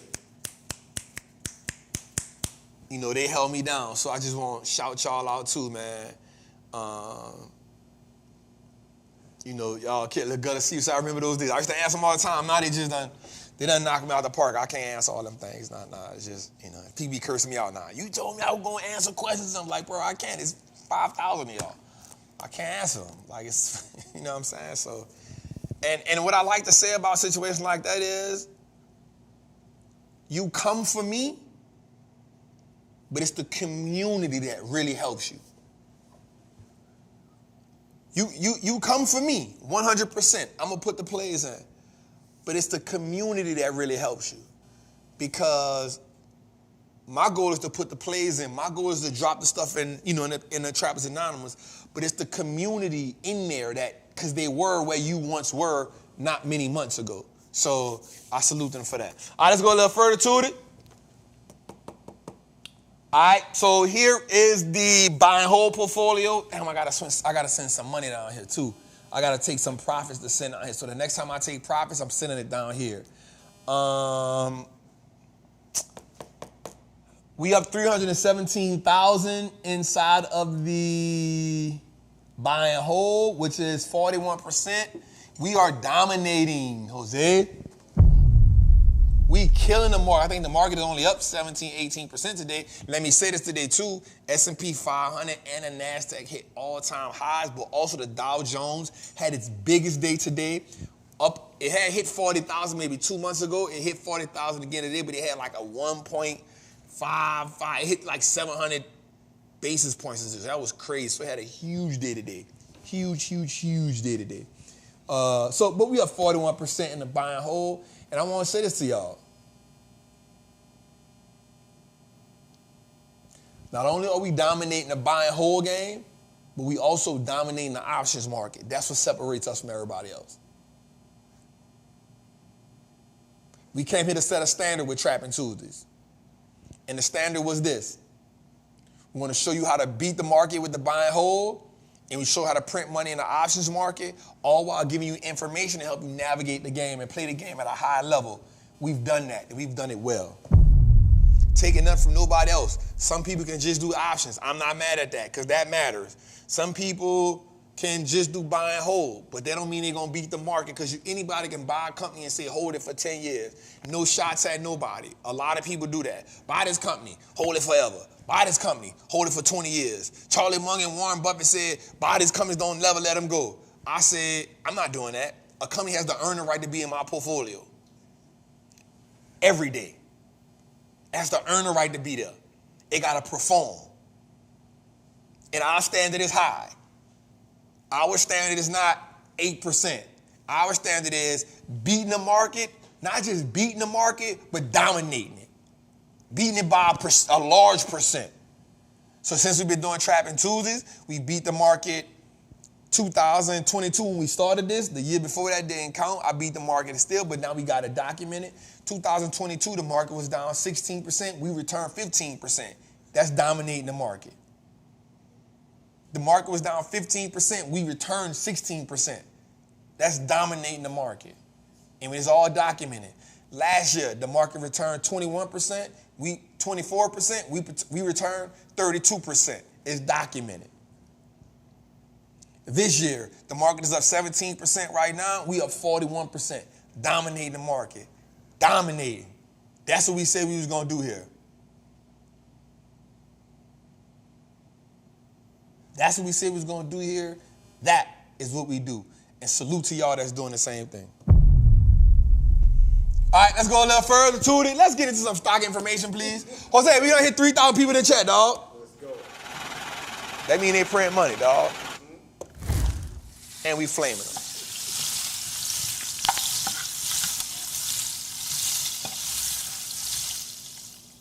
This is your brain. This is your brain on stocks. All right, let's get into it today. Let's get into it, brother. All right. Let's get into our word on the street. Jose, let me say something right quick. Whoever this company is, handcrafted, Murdy Creative. That's it? Murdy Creative. They sent me this. This was real dope. It's a leather notebook thing. Is it anything in it, like electronic? No. Okay. But We thought that was messing up the mic. you thought that was what? We thought it was messing up the mic. I think this I don't know what this is. It's dope, though. I don't know if I'm supposed to take this out of it or not. But it's leather. It's dope.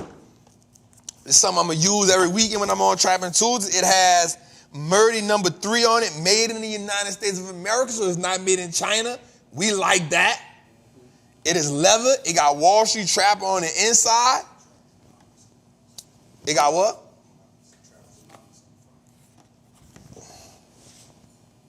It got Trappers Anonymous.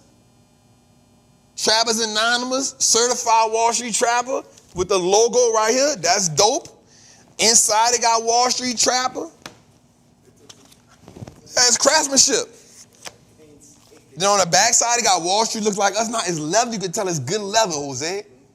The kind of leather that was a belt and my grandma whooped my ass with. That's how good this leather is. This is a belt my grandma got out my grandpa closet and whooped my ass with before. This is good. So Murdy Creative Co. Thank you for this. We believe that the finest products should be built to last and that the people who make them should stand by their work. This is why we guarantee that our leather products will last for 120 years. Thank you for this. Thank you so much for this. If anybody wants to send us something, so let me tell you something. I'm going to say this to you right quick. We have been getting some stuff that don't have no name on it. We throw it away.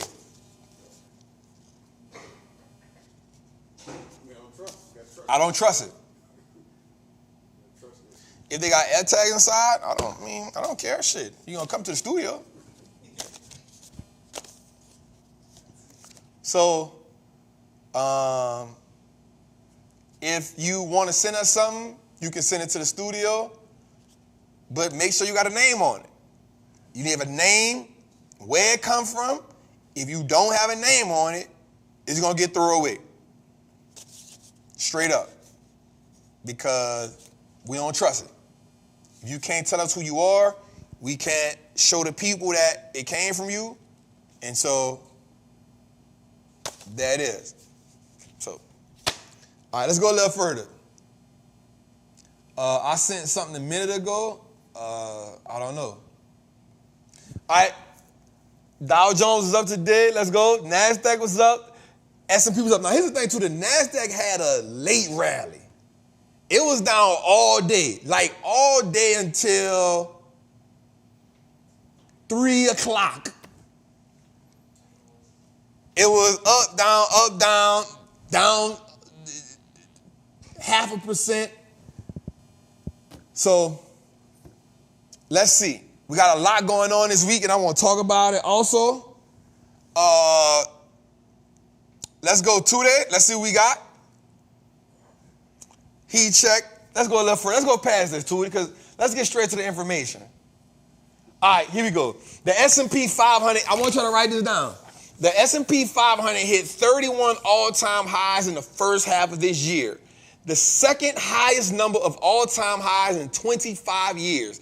This is also the 6th best first half in the history of the stock market.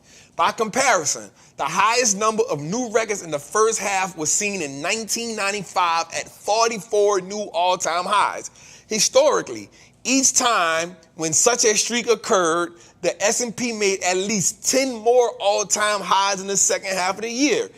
History suggests that the stock market is due for more all-time highs. Is the market set for a strong second half? I want to see in the chat, what do y'all think?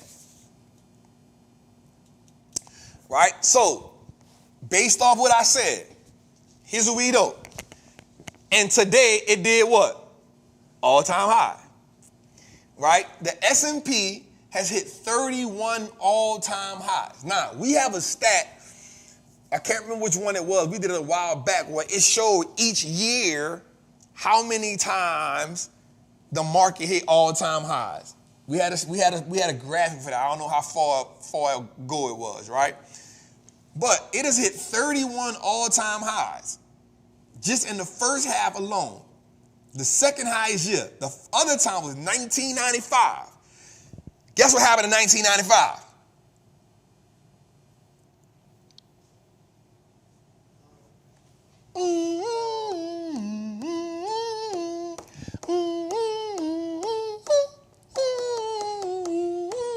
Jose can't use that because, right. You know what I'm saying? In 1995, we had, what it was? That was one of the great bull runs of the time. Was it 1995? I thought we were talking about the 94 crime bill every 16 days on average. What? Yeah. Every 16 days on average in regards to the S&P 500. We talked about it on episode 82. Episode 82, what we said? It was just talking about every 16 days on average. Oh, yeah. So that's the one we talked about. Yeah. So in 1995, right? Mm-hmm. Every 16 days, I was going to get into that. Mm-hmm. Every 16 days, the market hit a new all-time high. Yeah. Every 16 days in 1990. Damn, Jose, why you got in my business, dog? You asked, so I got to do my job. I wasn't asking you to show me the thing. I was just, damn. Damn, I be like to flex my information, dog. You did the music and everything. Yeah, I was... Yeah. So every 16 days in 1995, the market hit a new all-time high, right? But in 1995, the market had 44 new all-time highs in the first half. This is the second all-time largest. We had 31. Here's something I said before. The reason why I'm super bullish in this year is because I know it's an election year. 83% of the times, the market is positive in an election year. Now watch this. Somebody put it in there. That means they study. I like when people study. On average, after having a dominant first half like that, the second half of the year usually gives us about a 7 to 8.5% of return. On average. On average. On average. So we are looking at least having a 7% return on the second half of the year. Now, here's what I'll say. History doesn't always repeat itself, but it does rhyme.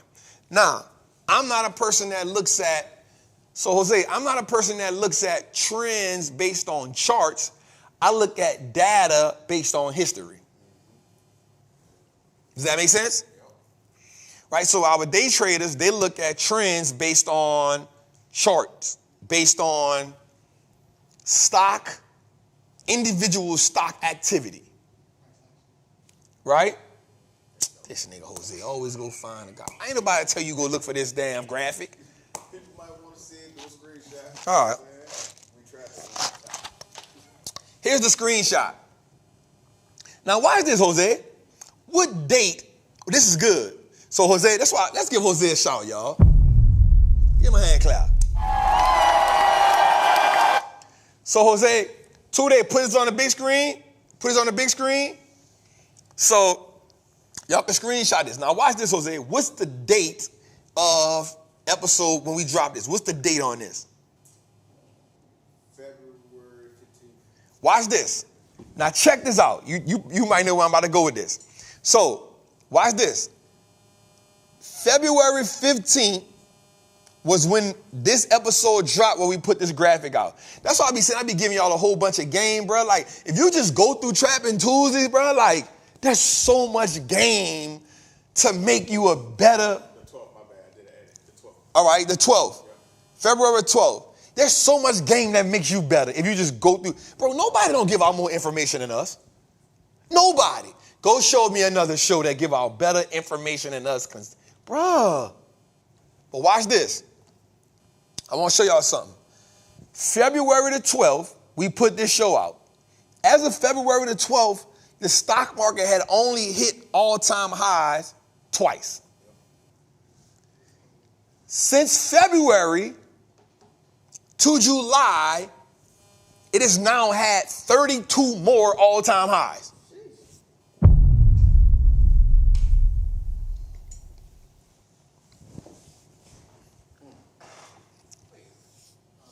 Because of today, it just did it again. It hit 33 by the time I made this, but today it did it again. So that make it 34, right? So you take the 2, so that's 32. So from February to now, it is there 30, the market has hit an all-time high 32 times since February. Let me give you a stat. Let me give you a stat, Jose. Watch this stat I'm about to give you, Jose. I wrote this down. Short, this is why people ask me, Trap, why you don't be short in the market? Here's why. Short sellers of the U.S. technology stock sector lost $22.2 billion in Q2. We'd have entered Q3. In the second quarter, short sellers lost $22.2 billion. Investors short in the information technology and the communication sectors lost $15.7 billion and $4 billion respectively.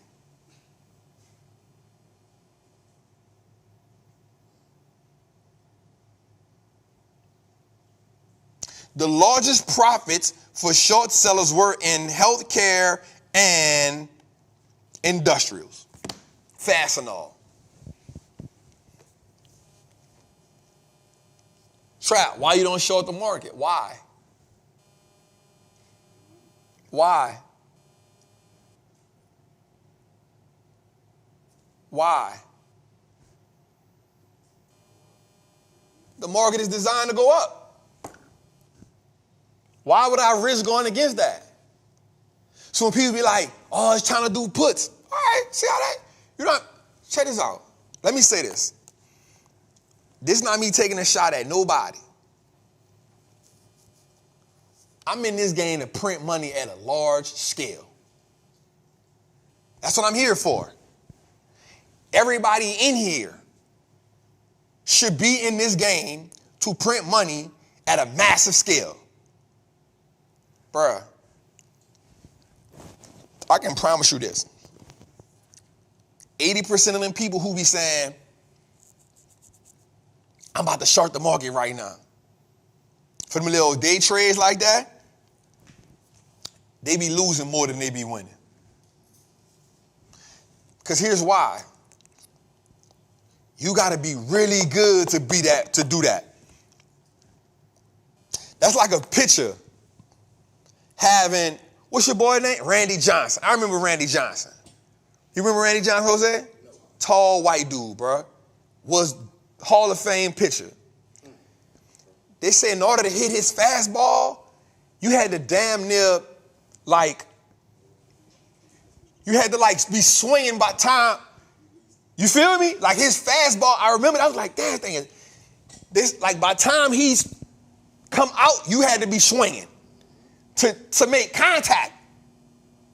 He was that good. Like his fastball was that fast. By time you had to be so good. Bro, he was no hitter. He was hit, no hitters. No hitters was what he was doing. So you had to be extraordinary. The big unit. You had to be really good to hit his fastball. And here's why though. He had leverage. He was tall. He had long arms, which gave him leverage at making that. He was really tall. So it gave him the leverage, kind of like LeBron being 6'9" with all that muscle on him. He got leverage, right? And him being a pitcher, it gave him so much, what's the word I want to look for? Acceleration when he made that pitch. And the boy pitched 100 mile an hour fastball, bro. 100, 101, 102, 103. It was so close to you. So you had to damn near be swinging by time. Soon as you saw him come here, you had to be already swinging. Right? That's hard to do. So his strikeout ratio was just out of the park, which is why people started using steroids. That's the only way they're going to hit him. Right? To make contact. So I'm using that analogy for this. Why would I play to the leverage of the market? If I play to the leverage of the market, it's designed for me to strike out. It's designed for me to strike out. So why would I, the market down today, let me go try to put a put in right quick to make $10.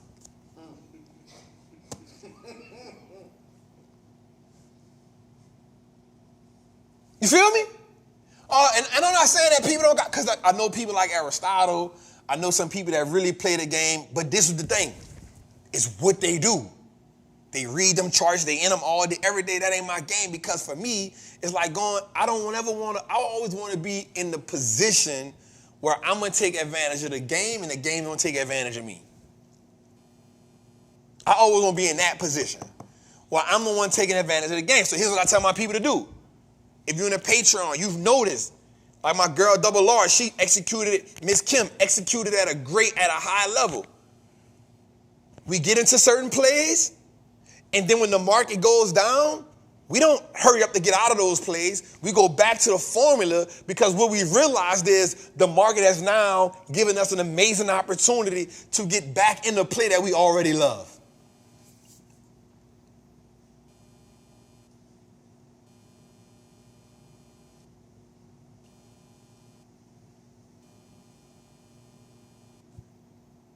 Does that make sense?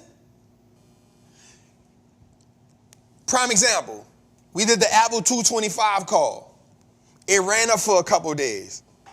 The market had 2 days or 3 days where it went down. But watch this. Let me show y'all how like, it's not rocket science, but you need to be able to be observant.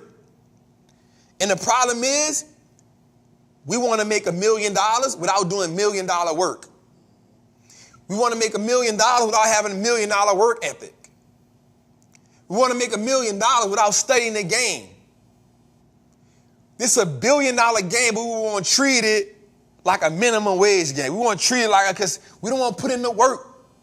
That's why you see people saying, if it was that easy, yes, it is that easy, but you don't want to put in the work. Like, I could do 225 15 times, but it ain't easy. But when I was doing it 5 times, when I was doing it 10 times, I just kept doing it until I built up the muscle memory. At one point, I'm about to tell you something, at some point now, me lifting 225 16, 17 times is not about strength, it's about muscle memory.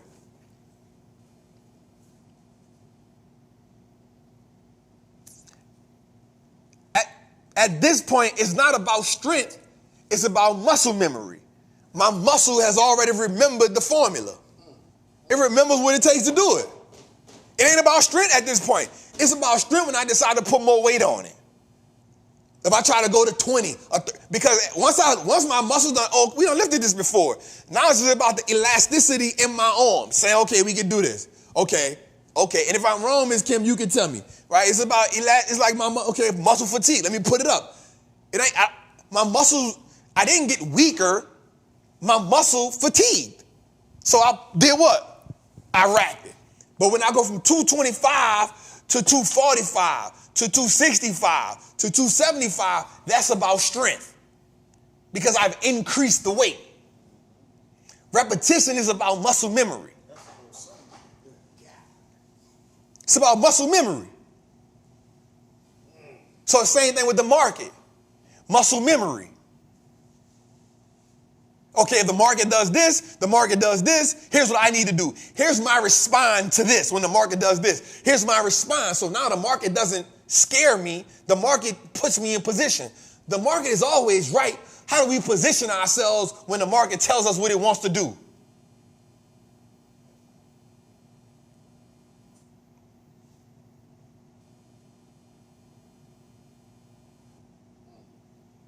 Okay, let's talk about it right quick. Here's the great thing. Why I tell people, bro, like everybody who knows what we do, y'all know what I say. Like, yo, I don't really be trading. Since we've been in the Patreon for 2 years, I probably only did an Apple call once. I've always said, Apple is not the company that I do calls on. It don't move like I want it to move.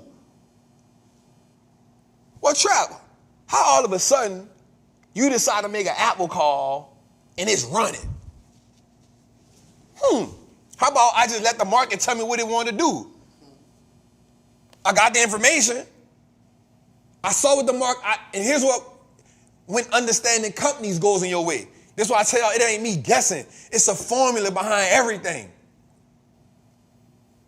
Okay, what happened, Trap? Well, Apple finally gave us a growth story. That's pretty good. I watched it for 2 days. I watched how it moved. I said, okay, the way that it's moving now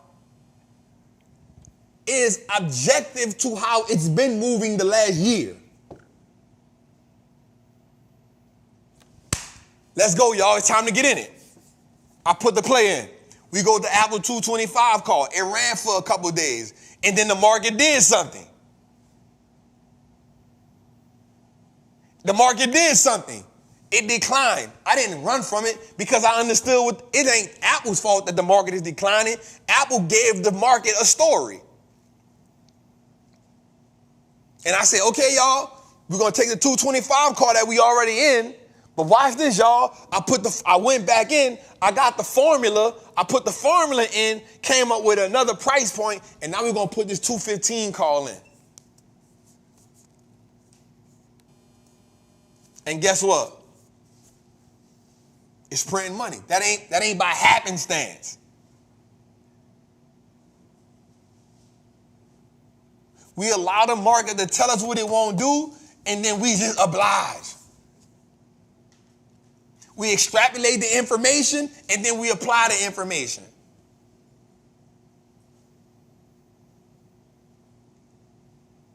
And then we let the vortex of the returns take us where we got to go at.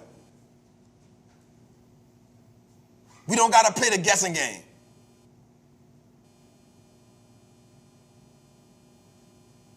And then we get out a report today. Yesterday that said what? Apple is expected to sell 500 million iPhones in the next 2 years. Bingo. So again,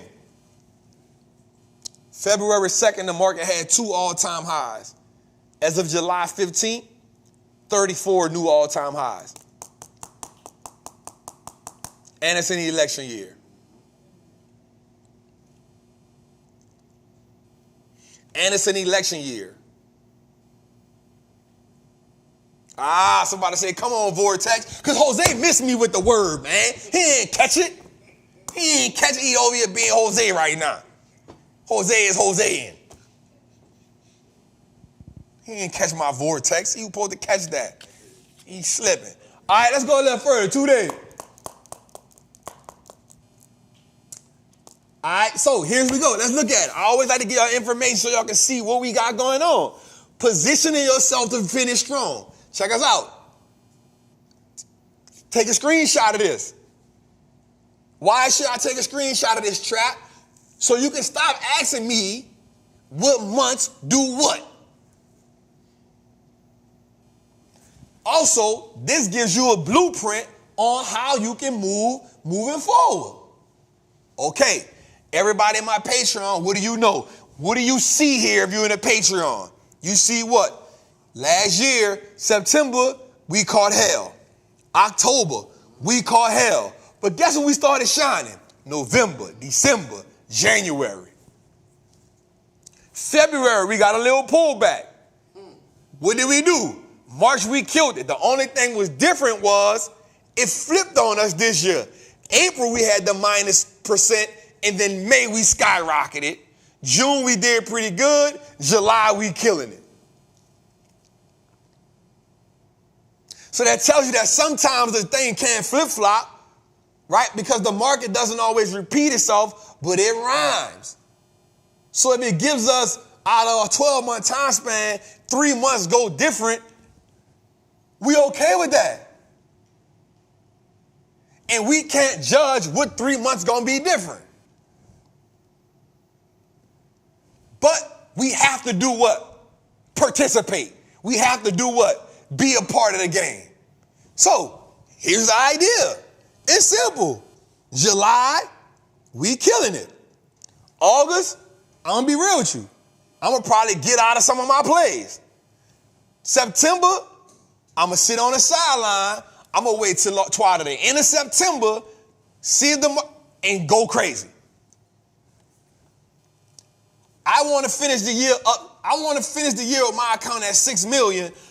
I'm telling you the blueprint, but if you're in a Patreon, you get the plays. If you get the option masterclass and you use this information with the option masterclass, you already in position. Here's the blueprint. We don't got to run. We don't got to hide. We don't got to guess. It don't hurt me to tell you what the blueprint is because I want to see you make money too.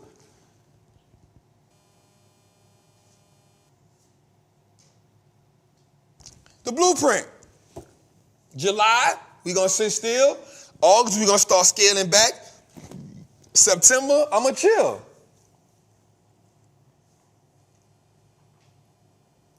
I'm going to chill. And I'm going to see what part.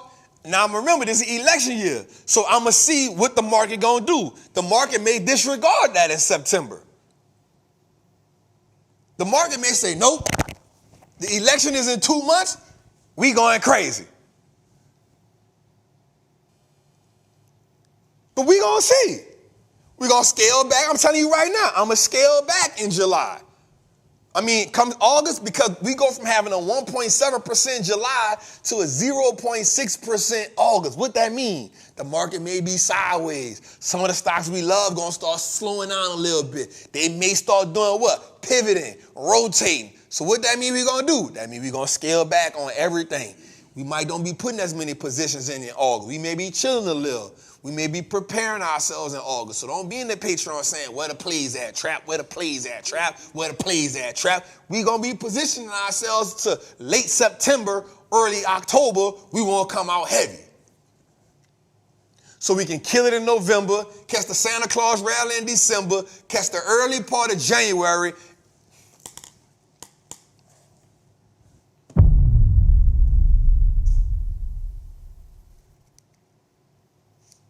And the market already predicting that we're going to get a rate cut in September because Jerome Powell said he ain't waiting till 2%. I'm just saying, it's the blueprint right here, y'all. This ain't me guessing. This ain't me. This saying, yo, here's the data.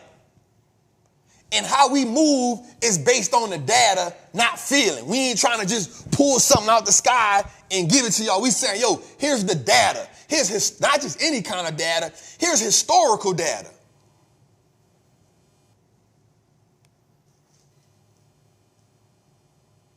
Here's the historical data. And as trappers, we take our watch list and say, this is so good. We take our watch list and say which companies position us the best so we can take advantage of October, November, December.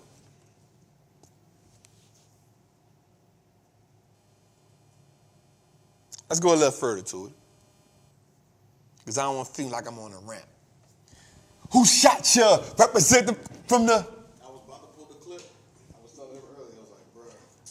All right, so...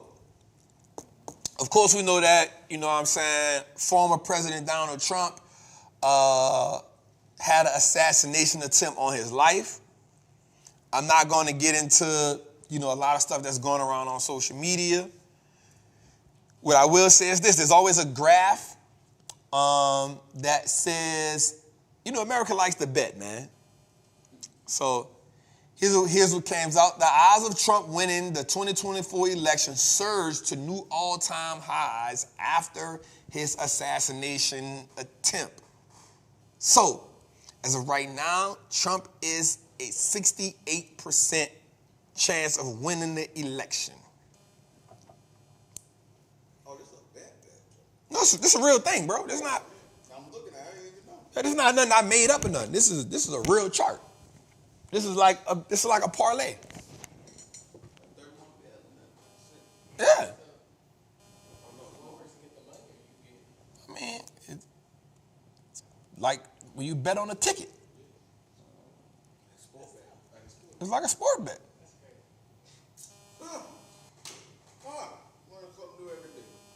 Yeah, this is every election. Man, America bet on everything, man.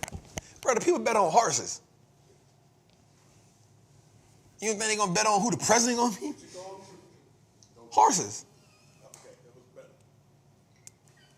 People bet on horses, man. But anyway, I will say this. I never tell people who to vote for.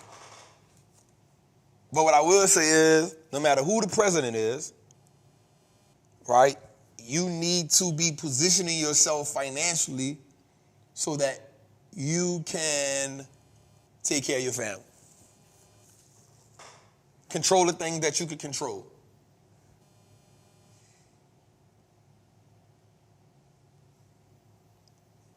You know what I'm saying?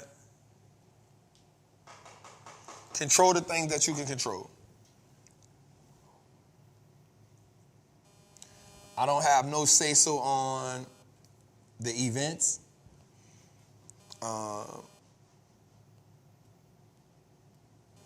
don't have nothing to say about the events. What I will say is I kind of laughed at something when I heard and it wasn't funny in a way, but it's just the way they say stuff. Like, it was like, what they said? There's no place for this type of violence in America. And I laughed at that. America's been known for violence since the beginning. is what it was built on. You promote it. I'm not even saying Donald Trump promoted it. America promotes violence. Right? I'm not saying Donald Trump, like I'm not getting into that battle. I'm saying America promotes violence. Bro, they used to sell guns in Walmart.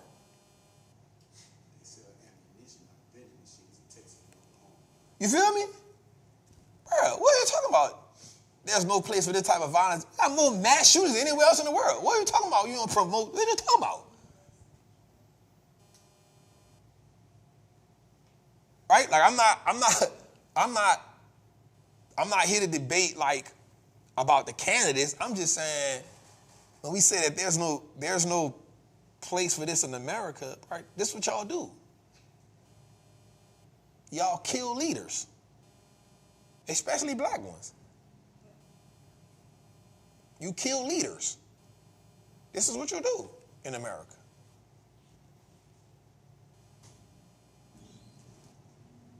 You promote gun violence because you sell guns. You just created a law in New Orleans, in Louisiana, that said you can, anybody can have a pistol. Concealed. That just upped the rate of people getting shot. What are we talking about? Bro, you can be 18 years old and go buy a semi-automatic rifle. Bro, what?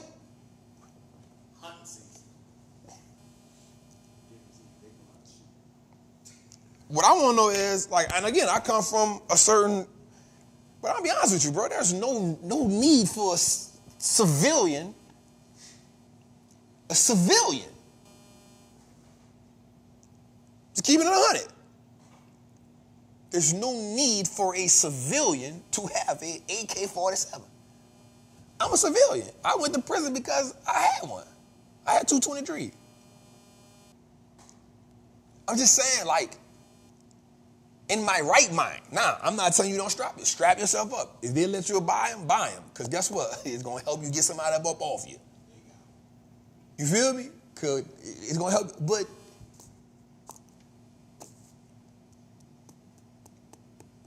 you feel me? So America, y'all promote this kind of stuff. We promote it. It's what America was built off. We have more mass shootings than any other country in the world.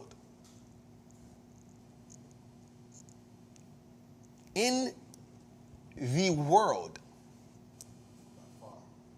Like by a landslide.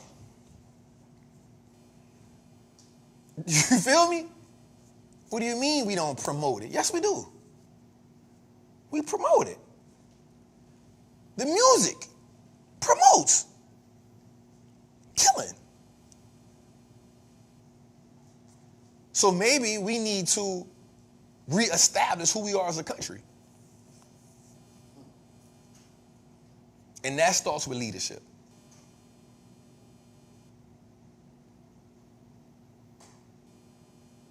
Here's a crazy thing that I really thought about too, Jose. When I was in Dubai, Saudi Arabia too, they don't play that, dog. Bro, you can go to sleep with your door open. They don't play that. They don't play that. You feel me? Like, bro, they don't play that.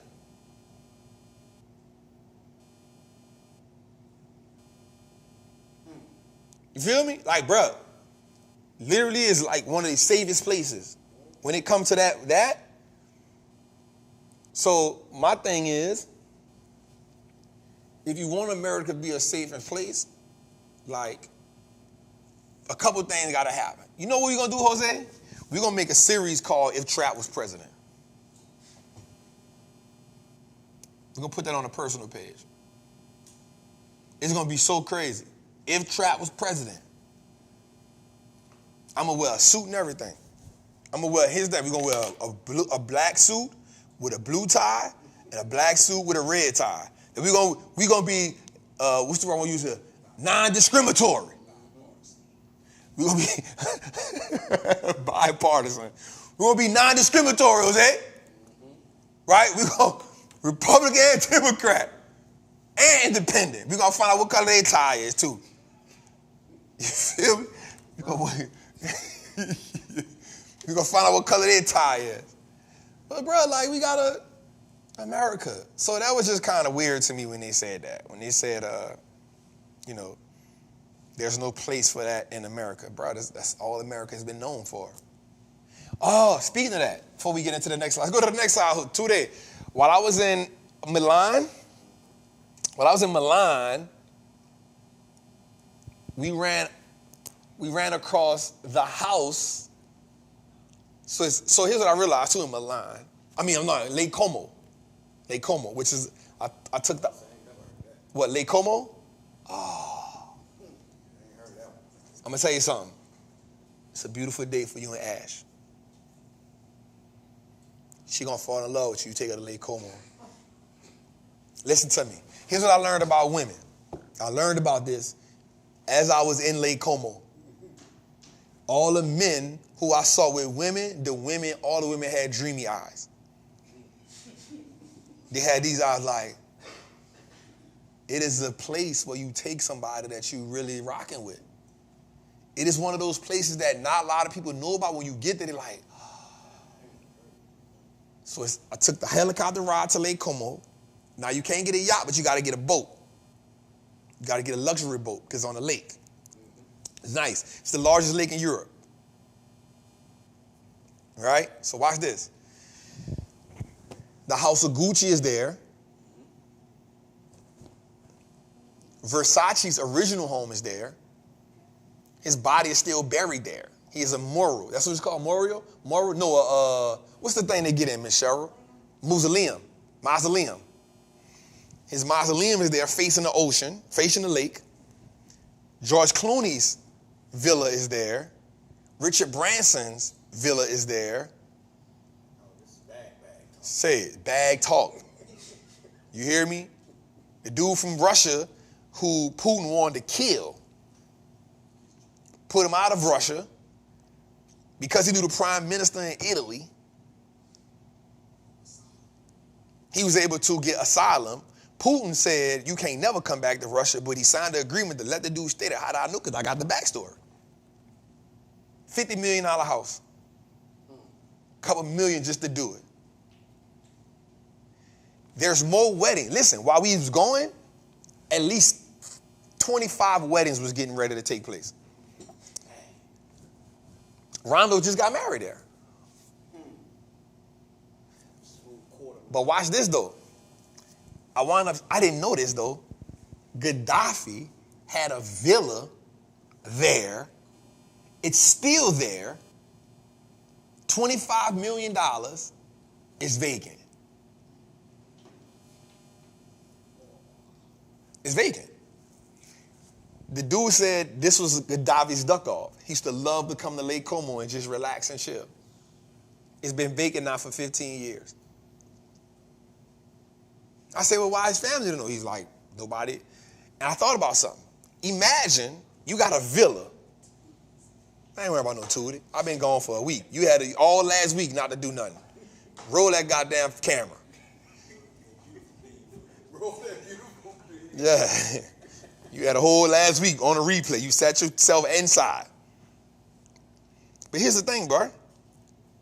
Imagine waking up, having a barbecue, and Gaddafi is your neighbor. Like, what's up? You live next door to a whole dictator. Man run whole country. That's your neighbor. Part of the year when he feel like coming. And there's nothing separating the two houses next to each other. It's just on the lake, bruh. Imagine waking up and Gaddafi is your neighbor, bruh. Like, yo, what's good? And he like, wah. He talked the talk. Now, you know he had a woman army. So you know he probably had like 6 of them with him. Just thugging. How gangster is that? Imagine waking up and the people who run Gucci is your neighbor. That's your neighbor. Now, here's what I learned about the house of Gucci. They only come there maybe once a year. They rent the house out, but they gotta approve you personally for you to get it. So you can't even like get it. You gotta apply for it. You gotta apply for it through them, and they go do their homework on you and decide if you can get it or not. $1 million a day. $1 million a day. Imagine waking up in George Clooney with all his Casamigo money is your neighbor. He need a new roof on that thing. But that's your neighbor. His boat is right in the front of it. That's the type of money out there, dog. That's the type of money out there, dog. Anyway, let's get back to what we were talking about. Imagine, hear me out right quick. Imagine waking up next door and your neighbor is the mausoleum of Versace. That's sick. Like you like, yo, what that is, dog? Oh yeah, Versace body right there. Giovanni. Imagine that. And guess who bought it? Some Russians. 60 million. And they was able to buy everything but the space where the mausoleum is. That's the only part they didn't sell. 60 million. And I promise you, it ain't nothing fancy. It ain't nothing breathtaking. It ain't modern at all. It is old. But it's just, where it's at, the landscaping and the design, bro, it's on Lake Como. So here's why I want a family. I want a family because I want to have. Hell no. Hell no. I want to go to Italy on our summer trip. I want our yearly trip to be at our, you say, baby, you tired? I'm tired. You know what? Work is being work right now. Let's catch a flight to our villa in Lake Como. Oh yeah. I like how that sound, cuz. That sound nice. Well, we gotta take a boat. We're gonna take a boat ride at the villa in Lake Como. I manifested that one. That one done been downloaded, bro. I saw it. I can't unsee it. I keep telling y'all that. When you see something, that's why exposure is so good. Because once you get exposed to it, you can't unexpose yourself. You feel me? Like, once you saw how drugs hurt the community, you've been hurt by that for a long time. Once you saw abuse and you was like, damn, that messed me up. What happens when you see stuff that inspires you? I was inspired, bro. The boat with the boat. Floating boat. Bruh, it was just phenomenal. Now, the one thing I will say, they must be really getting busy in Milan because I got told 4 times to take my chain and my Rolex off. What you mean? Like stealing? Yeah, like they on something. They getting busy in Milan. I didn't get told that in Amalfi. I ain't get told that in Rome. But when I went to Milan, the hotel told me twice. Say, bro. They were like, hey, Mr. Howard, if you decide to go out at night, make sure you leave the Rolex in your chain because leave it in the room. I was like, huh? He was like, yeah, leave it in the room. Like, all right. You know me, I didn't leave it in the room. I kept it with me. So when I went. Can't trust no, can't trust outside, can't trust inside. Right? I'm like, I'm not leaving it in the room. But I could have put it in my safe or something, had a dope room. But I will say this, the hotel had top tier, not security, hospitality. They was like on their reputation, heavy. And so I left the hotel. The first, I went shopping. Before I was shopping, this lady come to me, black lady. She was like, I know you from America. She was like, and I know this is beautiful. I'm like, I ain't really that beautiful. Shopping, but Amalfi was beautiful. This is like being in New York. She laughed. She said, look, you come out at night, a little later, leave that watch and that chain where you at. I said, what? She said, yeah, don't let the shopping fool you. I said, that's the second time. This in one day. I go back to the hotel. The other dude said, Mr. Howard. I said, yeah. He said, you got plans for dinner tonight at 9:30. I'm like, yeah. He was like, okay. Leave the Rolex. And think twice about the chain when you come out tonight. I'm like, bro, I'm just getting in the car. He was like, I'm like, all right, you ain't got to tell me. You told me I done heard this 3 times in one day. Don't trip. Bro, literally the next day, somebody else told me again. I said, nah, I feel like I'm in New Orleans right now. I'm in New Orleans. Everybody telling me I can't look like fool because I see a bunch of, but I realized something. Nobody was dressed. Everybody got suits on. So business people got suits, they got suitcases, but ain't nobody wearing. Nobody ain't wearing. I was like, oh, y'all getting busy in Milan. And then when I was shopping, they literally got like armed security, armed police like every 10 feet. I promise you, like every 10, 15 feet in that shopping is big. It's probably like maybe 5, 6 blocks, but it's huge. Every shop every one you can think of. And I'm gonna be real with you. It's a difference from being like, man, I'm from New Orleans. No, you're in Europe. You don't know nobody out here. You don't know a trap spot in here, bro. Leave that in that room, dog. They ain't had to tell me that many times. Anyway, let's get to it. Just sharing my experience with y'all. Oh, you're right. They wealthy for sure. They just ain't. It was a difference.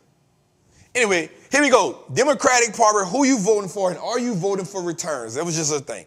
So, by president, since 1981, Ronald Reagan, that's Reaganomics. We had 30%, 67% under Ronald. So Ronald Reagan, we know what that was. A lot of, you know what I'm saying?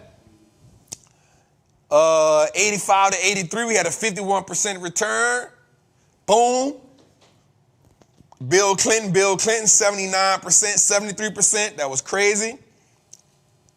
George, the son came in just back to back from 01 to 09, just bad market returns.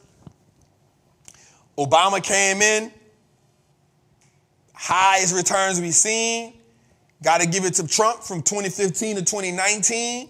He killed it, and then Joe Biden gave us a 44. So I want people to stop saying that, we didn't get and this is data, y'all. So this ain't my own personal perspective.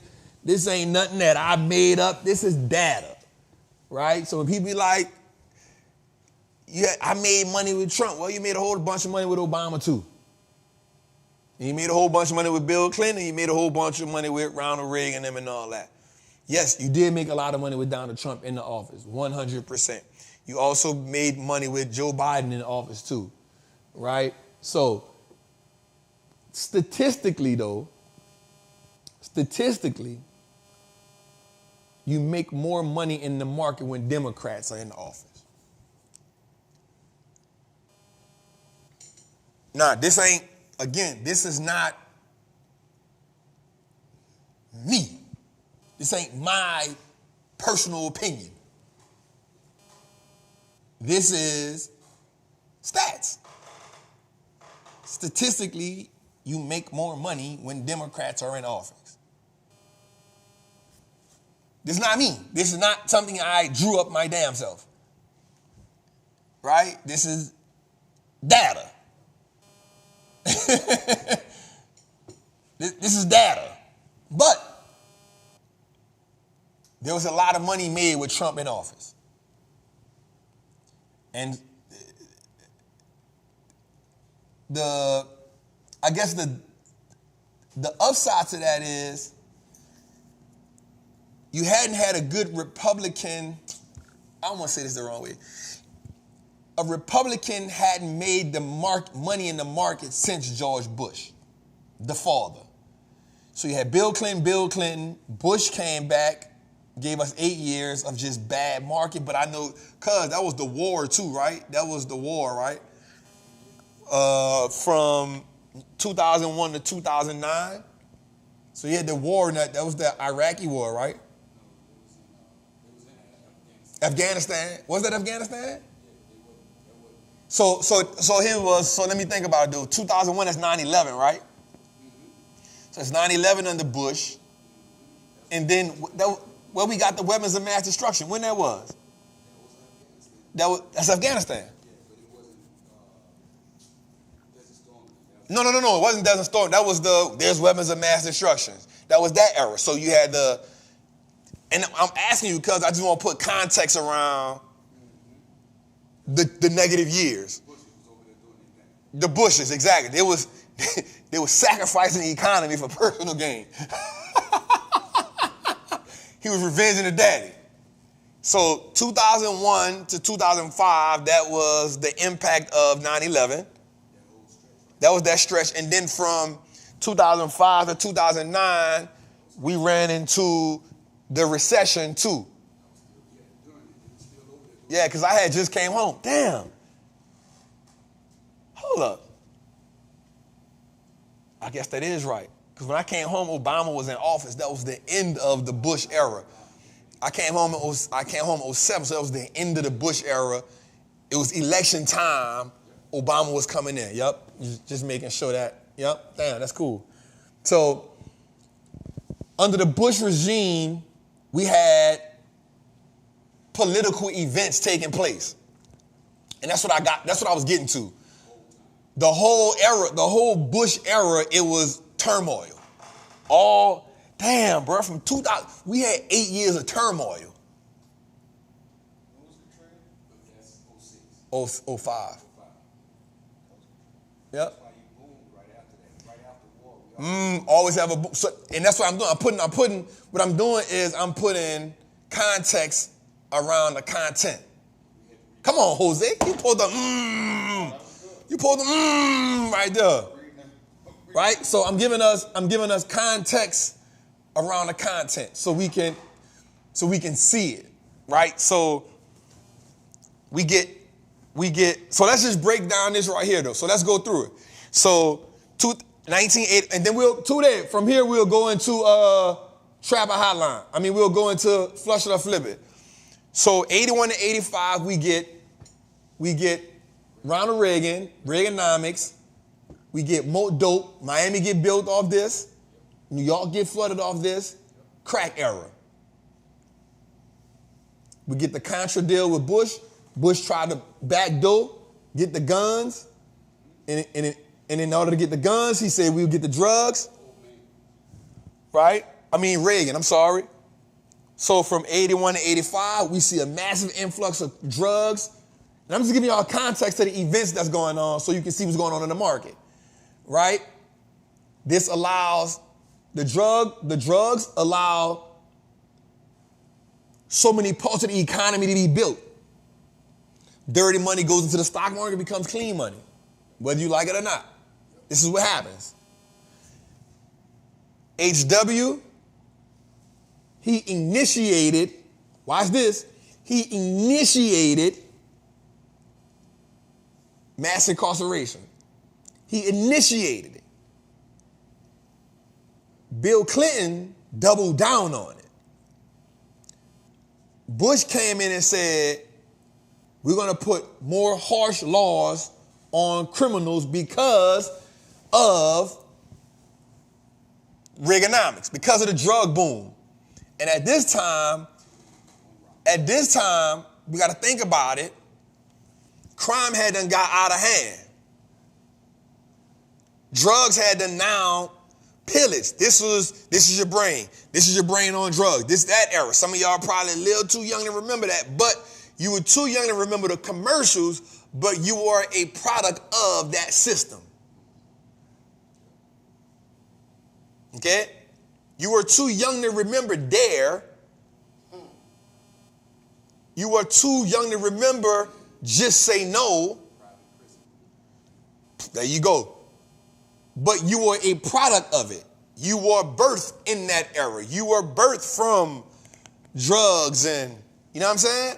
So Bush came in and said, with the Republican Party, hey, this is how I'm gonna get elected, and I'm gonna finish what Ronald Reagan did. I'm gonna go harder. I'm gonna be more severe. Yep, Iran-Contra, 100%.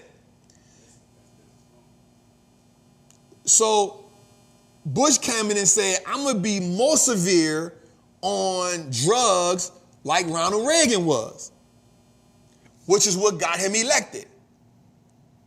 Bush's whole thing was more time, harsher sentencing. That's how they was sweeping the Republicans because the Democrats were looked at as soft. So Bill Clinton's claim to fame was mass incarceration, 3 strikes you out. His idea was, I'm going to be harder on crime than the Republicans. So he out-Republican the Republicans.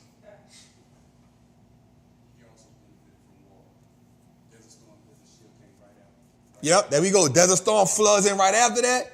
We need a leader. So Clinton comes in, knocks it out the park.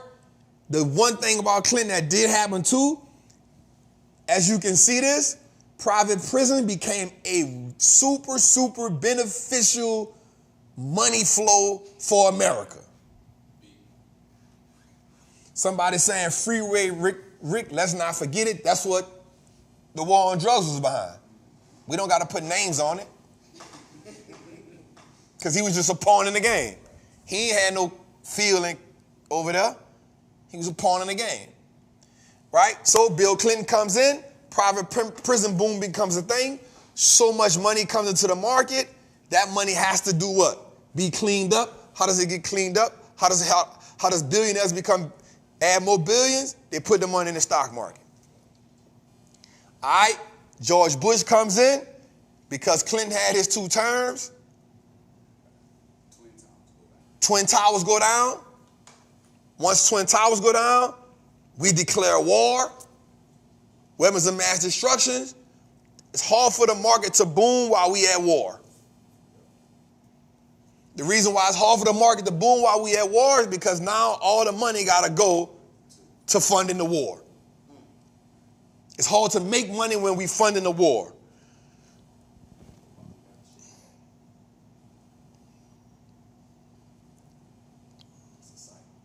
Right? Nothing. This is why.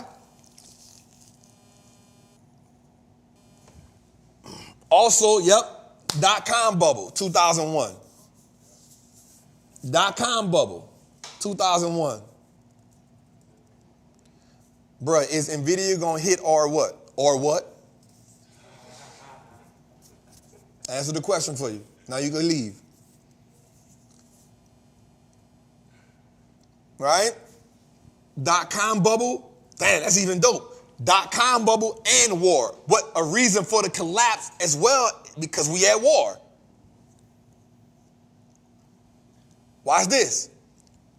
When we're at war, there's also a weakness in the economy because we can't focus on war and growth at the same time.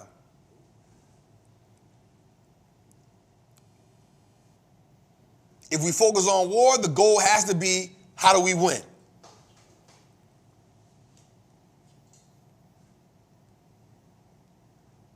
All right, so we go through that phase.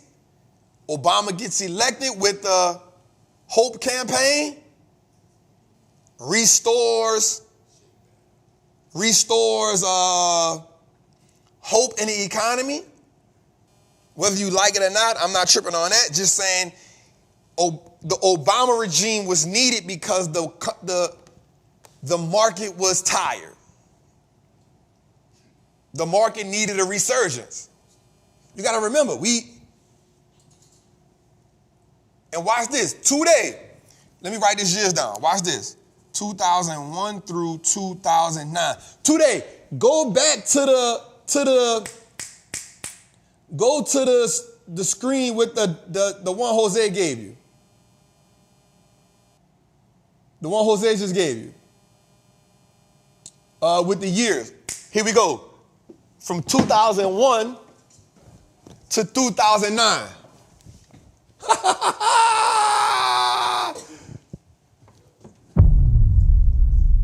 Jose, 2001 to 2009.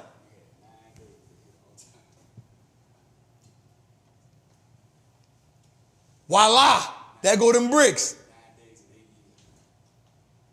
From 2001 to 2009, we only had 9 all-time highs.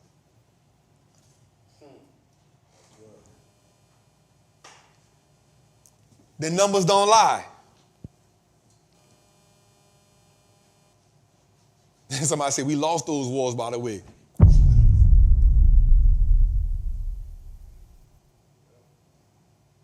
Now watch this.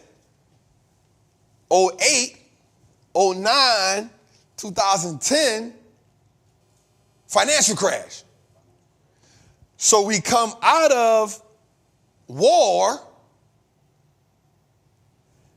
and fall into a financial crisis.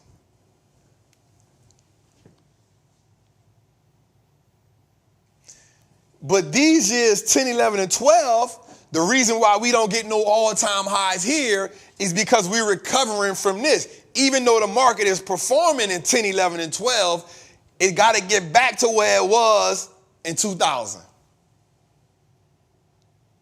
So these were recovery years, 9, 10, 11. There can't be no all-time high because we had 9 straight years of down. So 10, 11, 12, we was coming out. Watch this. This Obama first term, 8, 9, 10, 11, something like that, 12. But here we go back, 12, 13, 14, look what we do. 45, 52, 10, second term. Now, I'm not saying he did it. I'm not saying that. I'm just saying the market came out of this and started doing what the market does. Right? We get Obama leaving 16. We get Trump 17, 18, 19, 20. Am I right? Right? Obama, the number's right here. Obama leaves here. We get 16, 17, 18. Those were Obama's second term. Trump comes in. Well, Trump comes in at what, 18, right? Go back to the president screen, Tootie. Trump comes in at what? 15 to 19. Now go back, Tootie. Go back. Trump comes in 15. So we get this from Obama. Recovery. All this was recovery. Right? 8. All that was recovery. Then we get Trump. So we come in. Boom, boom, boom. Then we get Biden. And we get COVID. But watch this. The market found a way to perform during a global pandemic. Whoo, that's masterclass right there. I go back to the president one, Tootie. Man, I hope y'all loving this tonight. So, not taking none away from Donald Trump because data means to me more than anything. The data says basically you get better returns when you do get a Democrat in office, but But Trump did do his thing while he was in office with the market. And I'll say this, when you're looking at Trump compared to the person he's running up against again, it does say that he's a better fit for the market. Now, this is not me being opinionated. I'm just saying the data. That's all I'm saying. That's all I'm saying. I'm just saying, based on the markets, if the markets was to sway one way or not, the market probably would say Trump based on returns. Let's go a little further. All right, let's get into our flush it or flip it, man. Good job, y'all. We went in tonight. We went in tonight.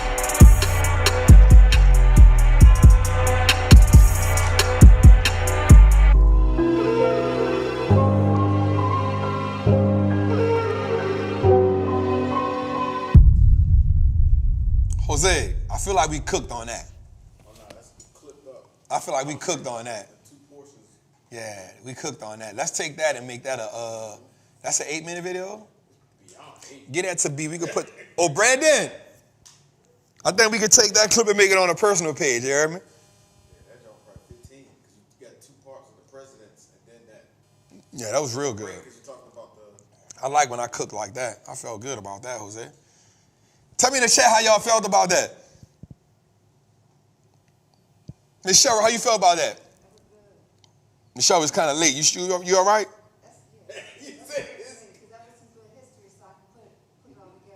All right.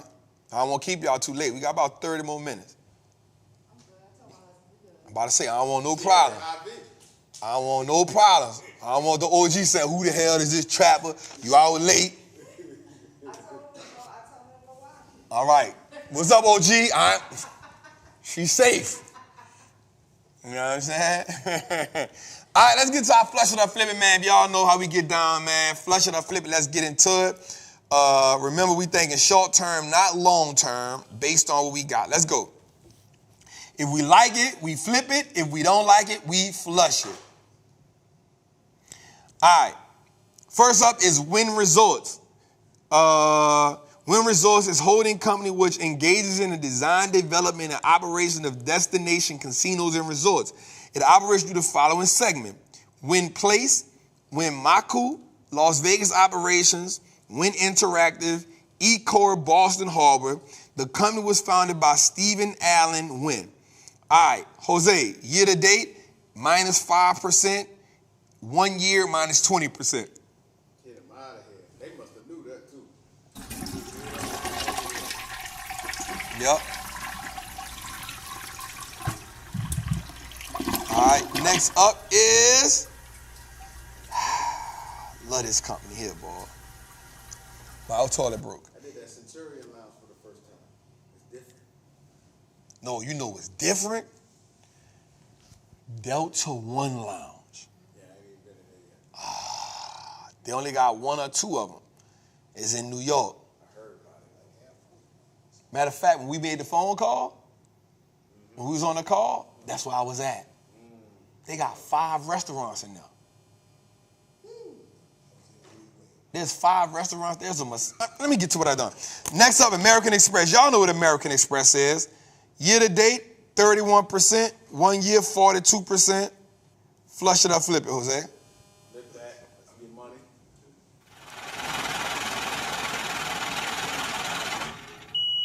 All right, next up is Best Buy. Engaged in the provision of customer technology products and services, operate through 2 business segments, domestic and international. Jose, year to date, up 11%. 1 year, up 8%. All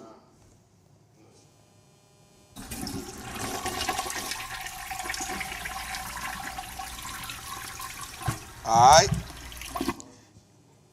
Next up, Whirlpool, man, engages in the manufacture of marketing of home appliances, Jose. Its products include home laundry appliances, refrigerators and freezers, cooking appliances, home dishwashers, and room air conditioning equipment, Jose. Year to date, minus 7%. 1 year minus 26%. Competition too heavy. Get them out of here. What the competition is, Jose? I know. Yeah, I don't got a whirlpool. When the last time you bought a whirlpool? Nigga, when the last time you bought an appliance anywhere? Outside. I buy no. Nigga, when the last time you bought anything other than a camera?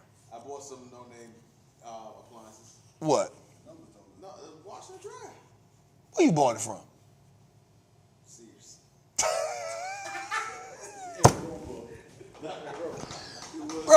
Bro, Sears don't even. Time I bought. Bro, that was years ago. I know. I'm just. You asked. Flush.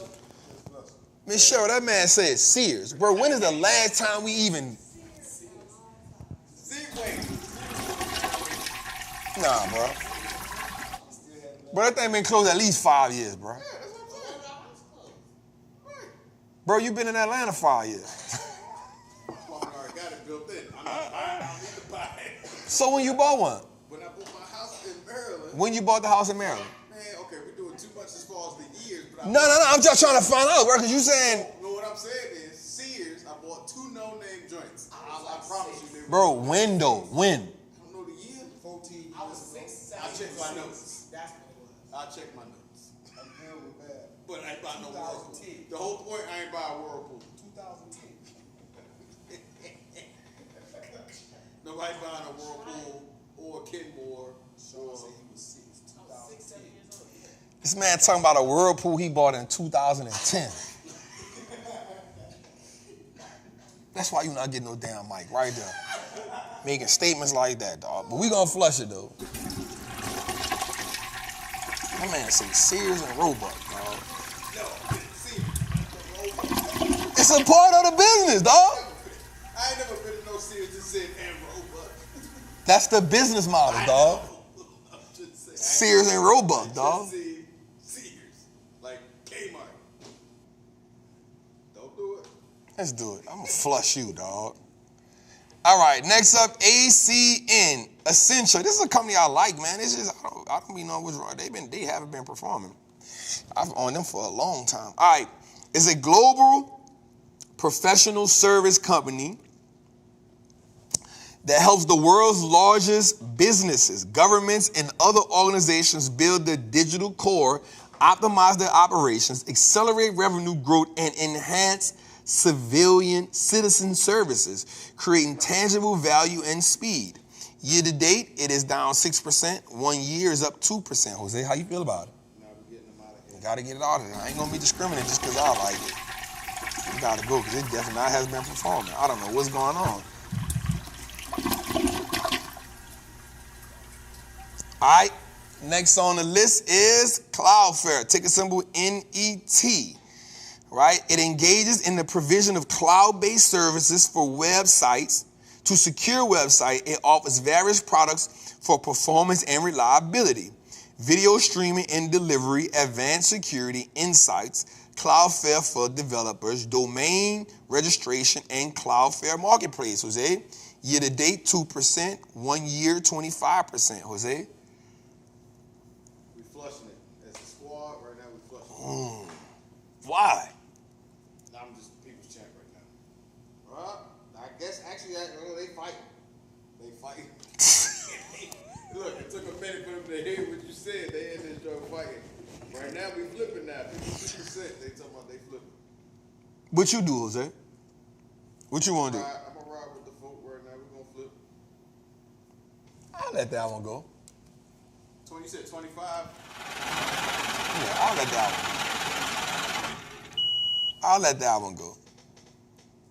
It is underperforming right now, Jose, but I'll let it go. All right, next on the list is DT, Dynatrace. It engages in the business of developing software intelligence platforms which are purpose-built for enterprise cloud. The firm also focuses on cloud ecosystem integration, incident and alert management, Jose.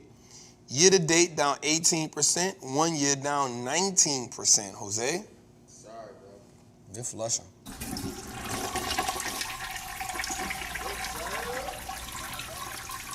Anybody got a problem? Let me know. All right, man. Next up is Berkshire. Ticker symbol BRK.B.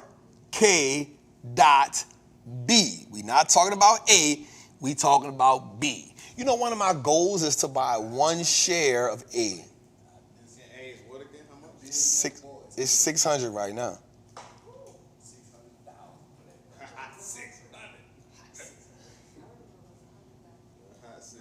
You remember when it was 100,000? So, I used to work for Charlie Munger when I was in LA.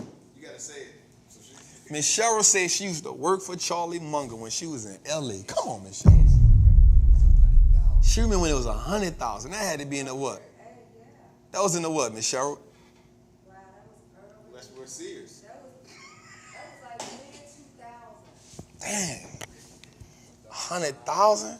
Why you ain't get no shares, Miss Cheryl? It still is. Why you ain't get no shares? I mean, I thought they ain't give y'all none? Okay. They probably. But I thought they probably gave some employee stock or something. Piece of the 100. They probably gave them B. Damn, I would have wanted. Give me some of that A, dog. Give me a piece of that A, dog. You know, I read something that said Warren Buffett created more millionaires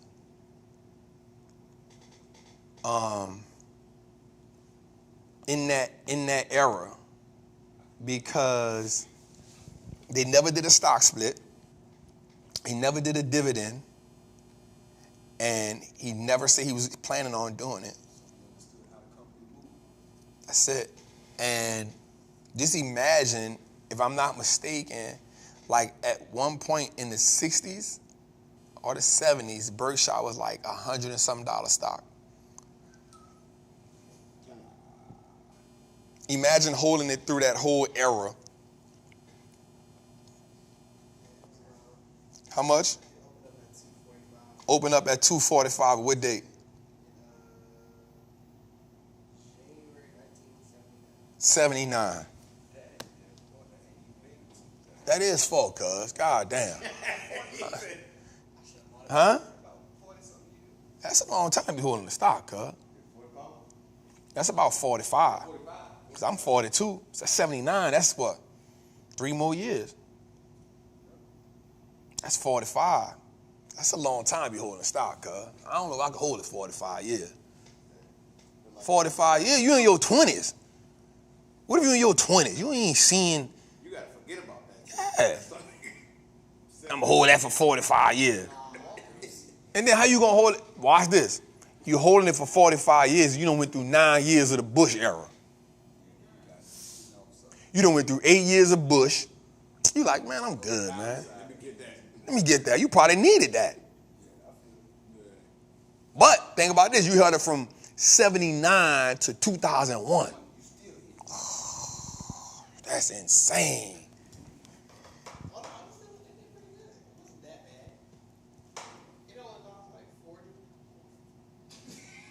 Percent? Nah, I'm straight. All right, Jose. Berkshire, year to date, up 23%. 1 year, up 28%. What we doing?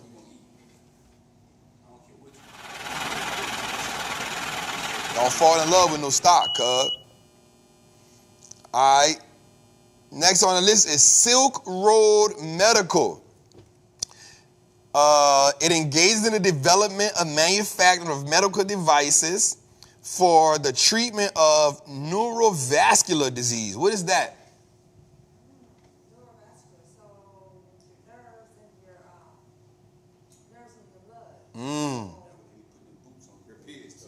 so Nerves in your blood.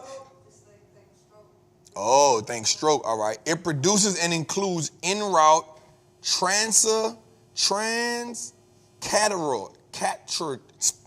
CTRANSCAROTID. Yeah. Carotid neuroprotection system, stent system, and peripheral access kit.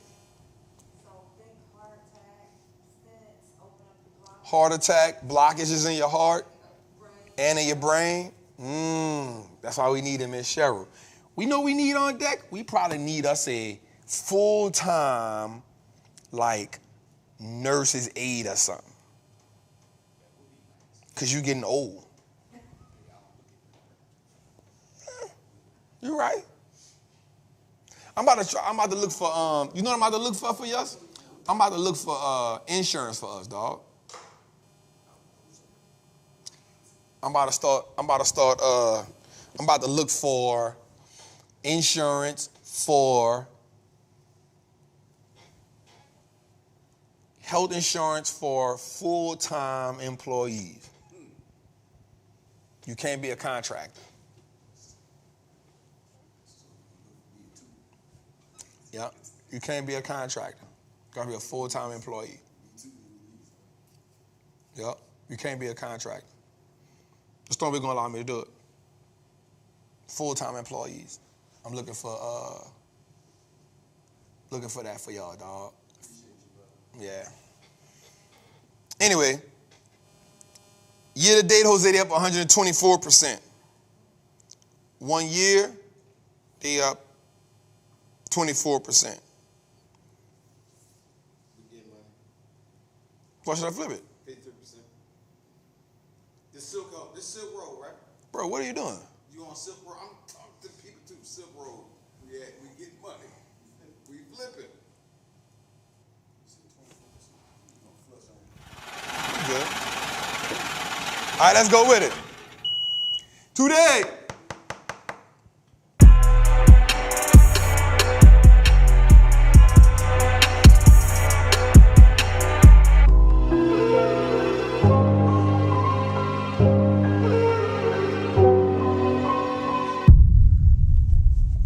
I'm not putting no Neuralink in none of my people.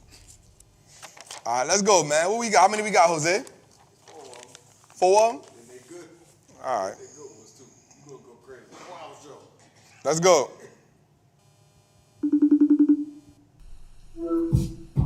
Trap, what's good, man? Happy birthday, King. Tyson Sane here from Maryland. And one of my flips in Baltimore. I'm trying to get to it. Question I have is about the rebalancing of the recession portfolio. After you have your companies that you're interested in, you try and get back in position. How do you go about allocating that money? Is it like an equal share strategy, an equal dollar strategy, or neither one? For example, say you have 5 companies you're interested in. Are you buying 100 shares of each of those companies? Or say you have $1 million, are you allocating $200,000 to each company? Appreciate you, man. Salute, King. What's good, King? First of all, let's salute the King, man. He in there getting to it. He got the rehab going. Bro, I had to use AI For what? for the second half of that video because he had the drill. I can hear it, boy. I heard the dope, dope, dope. I was like, what the hell is that? AI is a monster because you couldn't hear nothing on the second half of that video. Okay, so great question, King. Let me break some down. So he's asked about the recession portfolio, and he asked, how am I allocating money in the recession portfolio? He asked 2 questions. 1 question, but he gave an idea. He said, are you doing equal shares or equal dollars? Equal shares meaning I'm buying equal shares in every company that I own. Or he said, am I doing an equal dollar? Am I buying using the same dollar amount in there? Honestly, it depends on how I feel. So what I do is, once I empty the portfolio out, for me, the bare minimum is 100 shares. Bare minimum, 100 shares. Next year, I'm going to probably increase it to about 175 because we've made a lot of money this year buying whole. I try to start off with at least 100 shares, but it depends on where I'm at in the cycle, honestly. If I catch it in the beginning, and it just depends on like what I start off with. Again, I feel confident about every company that I put inside of the recession portfolio. So one of the things I try to do is say, okay, what is the momentum? You know, I put some things in like how strong is the balance sheet? How strong is the market rewarding what they got going on?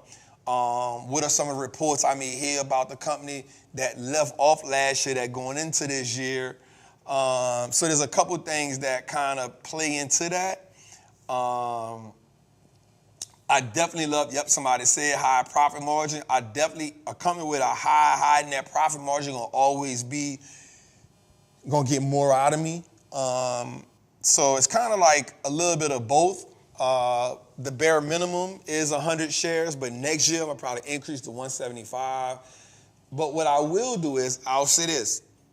What I will do is I will add to a position, right? Like I'll add to a position if I see the opportunity to do that. So even if I bought 100 shares, I'll add to a position. Like if I like it, it pulls back some, I'm already in it, I'll add more to it. I kind of don't box myself into a equal shares or equal dollar. I just kind of go with how I feel about it at the moment. I'm gonna be honest with you, you know. But again, like you said, like I'll have, like that one gonna be worth $1 million plus by the time we end the year. So now I know, okay, you know, we got $1 million to play with in his account. We'll let everything go and then build back in. I will start off with about 3 companies, and I'll probably try to equal those out in the beginning, but then it just stretches out as I go. So depending on how I feel. So like I know in September the market gonna pull back a little bit. That's why I want to load up. So then I'm gonna load back into those companies that I probably have, but I still want to keep that return on positive. So I hope that made sense, King. Great question, man. Let's salute the King in the chat. Let's clap for him in the chat. Let's throw some fire in the chat to salute that play. Jose, let's start using these clips as, you know what I'm saying? All right, let's go. Next question. Trap, what's going on, man? Hope you enjoyed your vacation. I'm in PR right now, enjoying mine. So God bless, man. Quick question. Companies that issue a lot of shares, like examples, Amazon and Tesla, what's the metric that you used to still invest? I know a lot of people are not big fans of share dilution. Same thing as me, but I just wanted to see what your metric was. Was it high revenues over the years that you invest in Tesla and Amazon? Just wanted to get your thoughts on that. Thank you. God bless, bro. Hey, you know when the man having a good time? When he got the bucket hat with the colored shades. You hear me? He on vacation. He got the bucket hat with the, not just the black shades, my man got the ones with the, you can't see my eyes at all. The mirror. You feel me? I appreciate that, King. Yeah, man, I really do not like share dilution.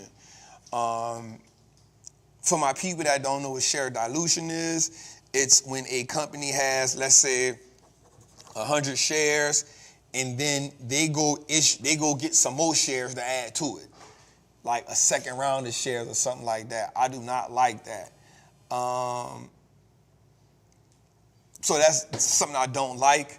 It's not really a metric that I really get into too much, but I do pay attention to when they do an earnings call, they will tell you how much the original shares generated and how much the diluted shares generating.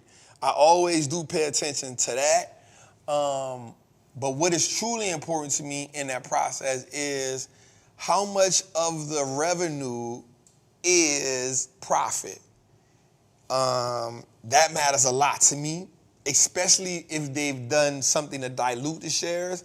I need that to truly be over 15% once they've diluted the shares. So that means more to me than anything, because I need to pay attention now to how the share dilution has affected the net margin of the company. So I hope that answered that question, man. That is a great question. Enjoy your vacation, brother. Enjoy your vacation. Let's give him some fire for that question, y'all. Who we got, Jose?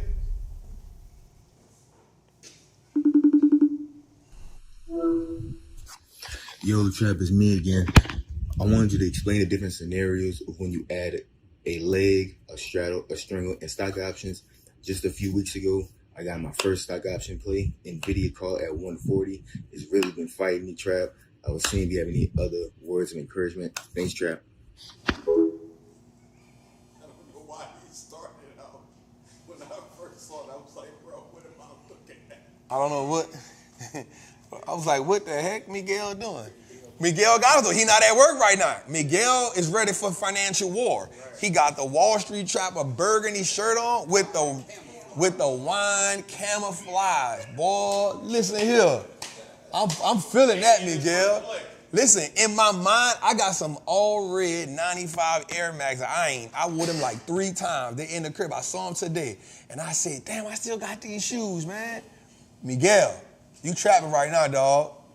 You trapping right now, dog. Miguel, I would keep it simple. I'm not mad at the NVIDIA 140 call. I do think we in that same call. It is definitely fighting us. I told you I hate when shares do stock splits. They just change the way they move, man. I wouldn't panic on it. Don't panic on it, especially if you got it out on our dates. As we enter earnings season, this is going to be really important to see that because I think all of this is also going to have I think all of this earnings season is going to be important because it's going to go into the rate hike that's coming up. And I want to see how this is going to impact. I think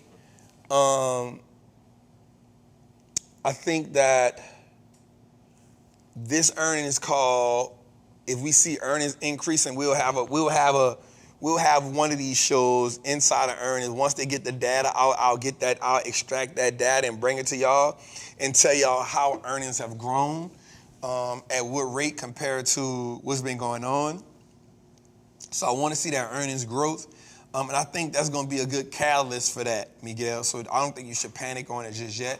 Sometimes we do got to fight. And it happens. It ain't the first time. It won't be the last time. Everything don't run to the moon. But you've been rocking long enough. Let me say this, too. I'm proud of you. You've been in a Patreon for quite some time. And so for this to be your first option play, I just want to congratulate you, bro. Yeah, rate cut. I'm sorry, rate cut, because that tells me that you didn't get persuaded by the enthusiasm around options. That tells me that you took your time and you waited until you were ready. And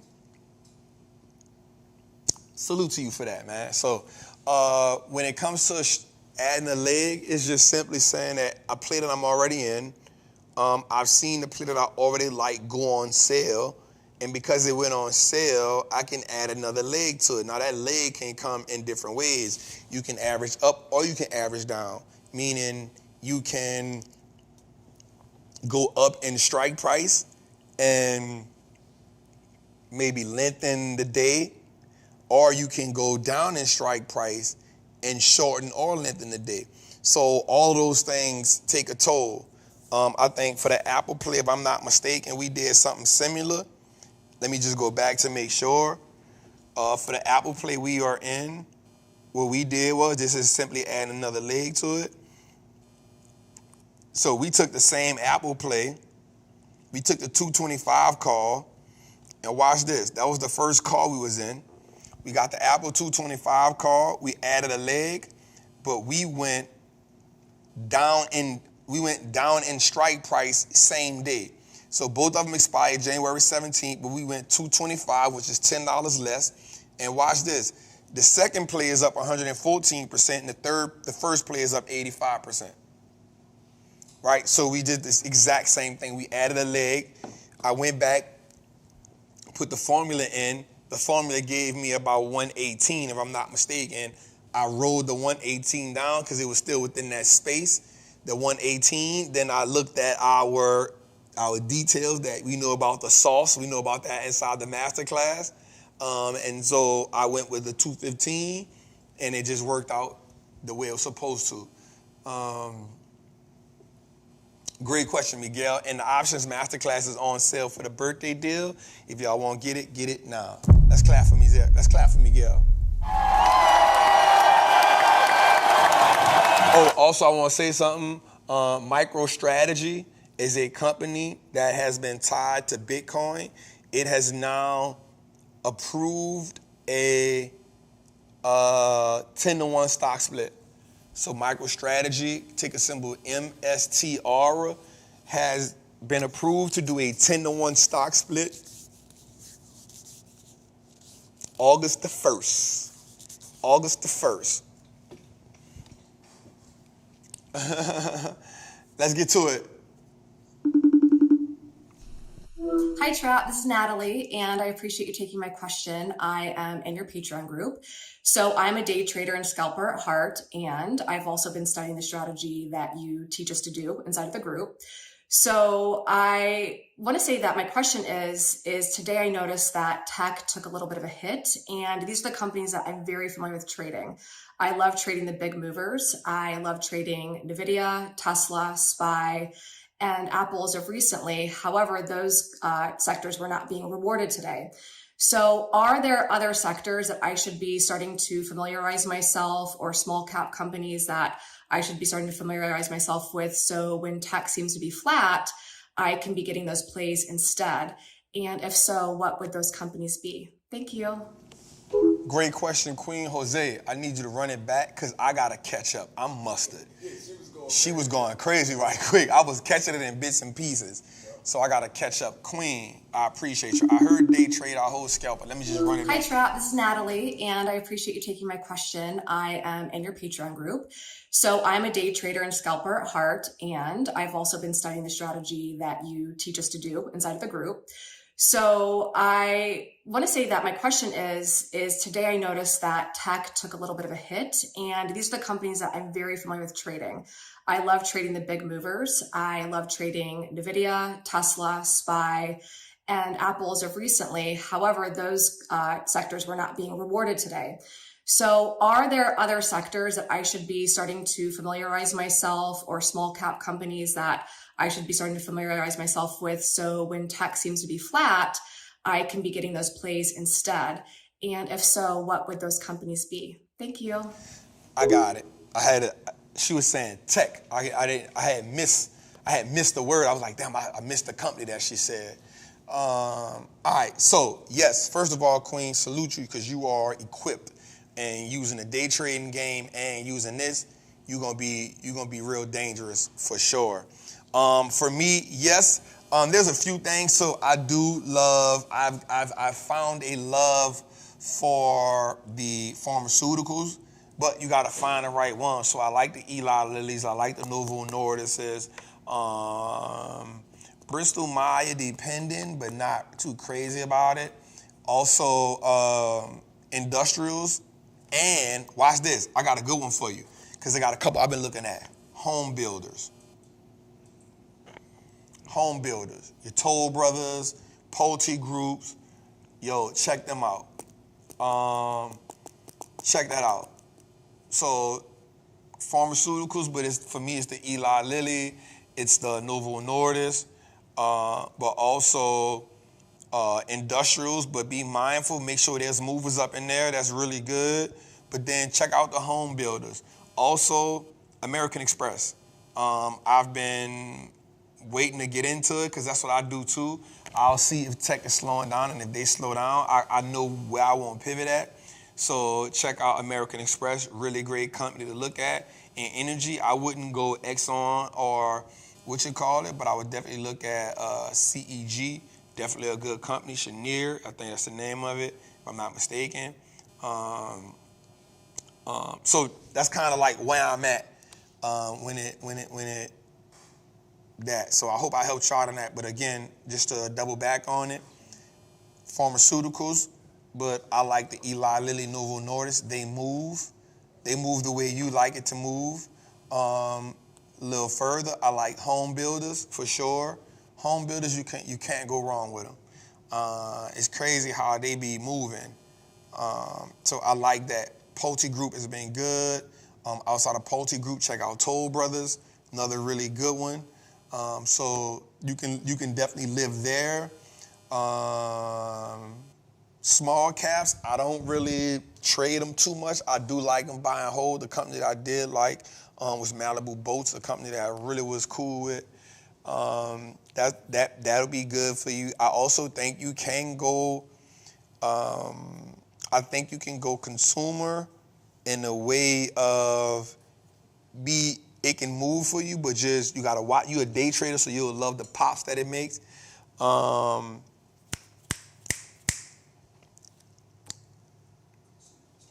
Skechers,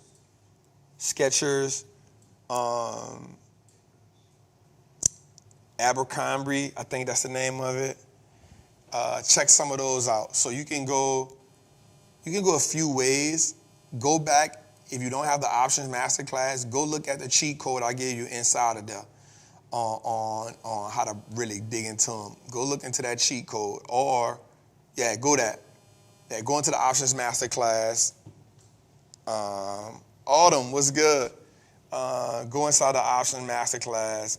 Yeah, I think you'll appreciate that. You'll appreciate that really, really good. But if not, I just gave you something real dope that you can check out outside of Apple. Yep, check out Deckers. Definitely one of the ones we love. You can definitely move with Crocs if you're going to day trade it, because that's a sweet play for you right there. Don't sleep on General Electric. That's one we've been playing with. You'll have a good time with that.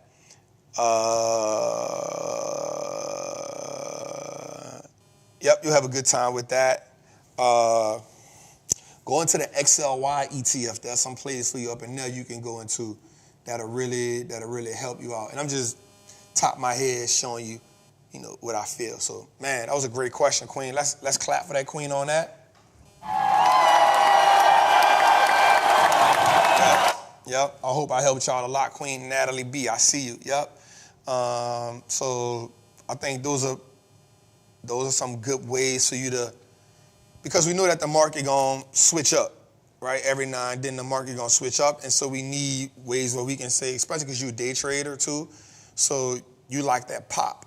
So that pop will help you out a lot, because you just want to get in and get out. Slide over there, put them on your list, and I think one of the things that would be good for you as you start maneuvering, like, is being able to break your option plays up in your account and saying these are for trap strategies and these are the ones where I day trade on. And what happens is there are ways where you can make a watch list. Like you have the tech, you have the NVIDIA, the Tesla, the SPY. If you can add you about another 8 plays over there that are opposite of tech, that way you don't always have to go look for them. They already be there, and you can be like, all right, tech is slowing down. Here's my 8 that I always got to go at. And the reason why I'm going in like that on that is because I'm always positioning myself for my next play. I'm always positioning myself for my next play in case this isn't working, right? And stick to your movers. Stick to your movers. Don't pivot. Stick to your movers, but find the ones, like, some of the ones we just named that'll help you. Look at FICO. I really love that one. I really love that. And as a day trader, that'll work great for you because it has a lot of price action into it, but it can be truly expensive on what we get, which is cool for the expense, but it don't have the volume I need in it and the open interest that I need in it. But as a day trader, you can take full advantage of FICO for sure. So love it, Queen. I hope I helped you out on that. I know it was a lot, but you asked me a great ass question. So I definitely always want to try to help out the way I can, man. Yep. Let's get it, man. All right, man. So as we come to a show, man, this was a great one, man. Glad to be back. And Jose, you know what I just noticed? We didn't really fall off that much. I think we broke a record for you. We ain't break no record. No, I'm talking about as far as time. Yeah, but I'm saying we was at 3 hours and I think our longest show was 4 hours.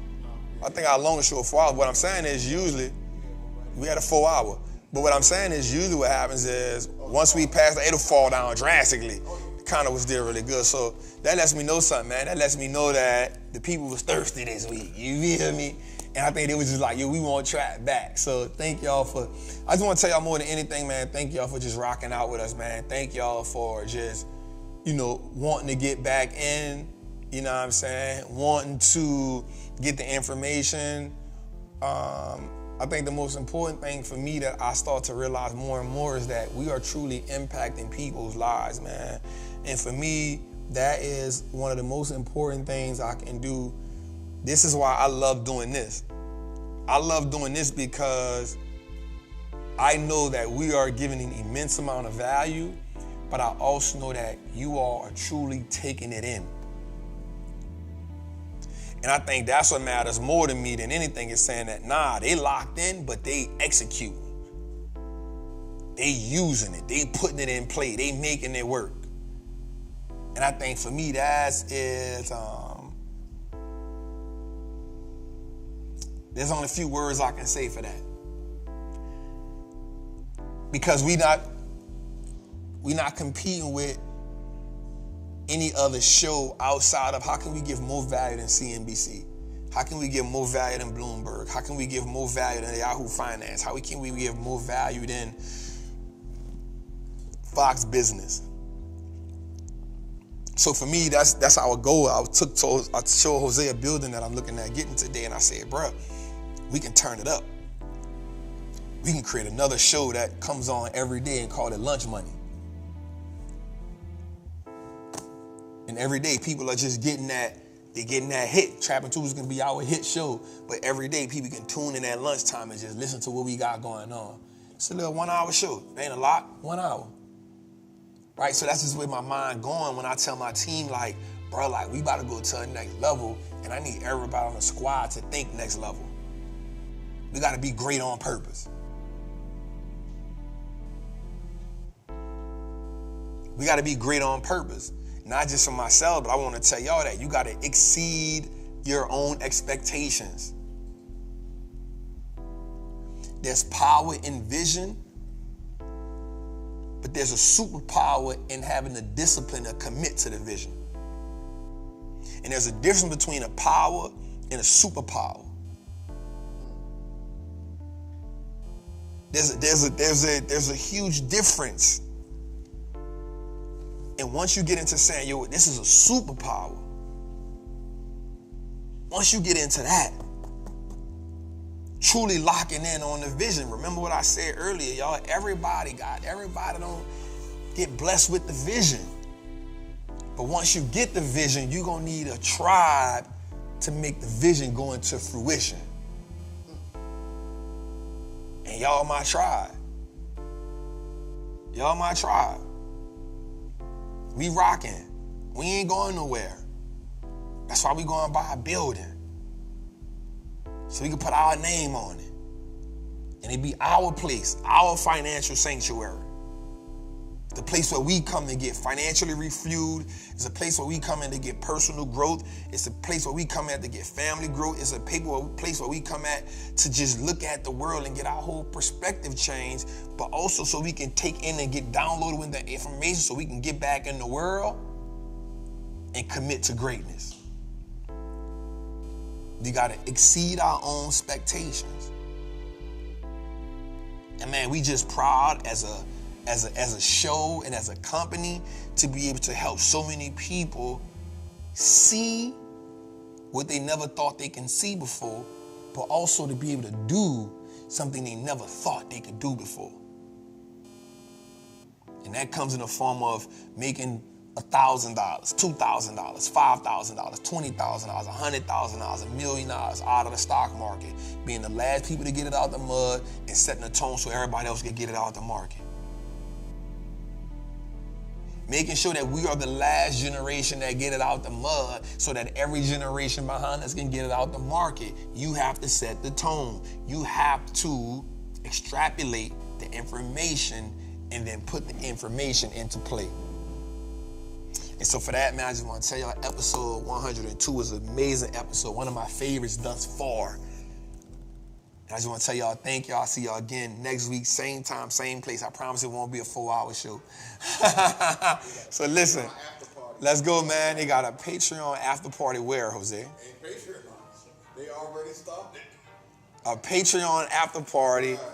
Did you put a post in the Patreon just now? No, we got a chat specifically just for the Patreon after party. This what he be having going on. They going in right now. This what he be having going on.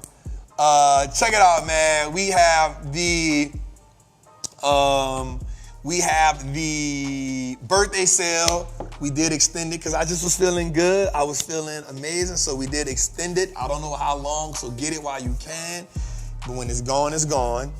Also, get your merch. You know that. We got the t-shirts. We got the apparel. I'm a jogging pants year-round kind of person. So get that. We got the caps, all that. Get your apparel.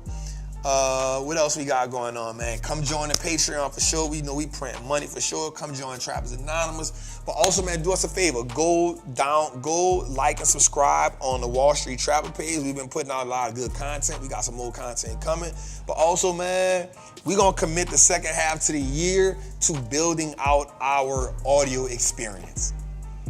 Right? Jose does a great job at putting out that information, breaking these 3 and 4 hour shows down into clips. Go show us some love, y'all. Right? Go download as many ones as you can. Go automatic download them. Go listen to them. Go share it. I'm going to crank up this year with promoting the audio. We slowed down. We got,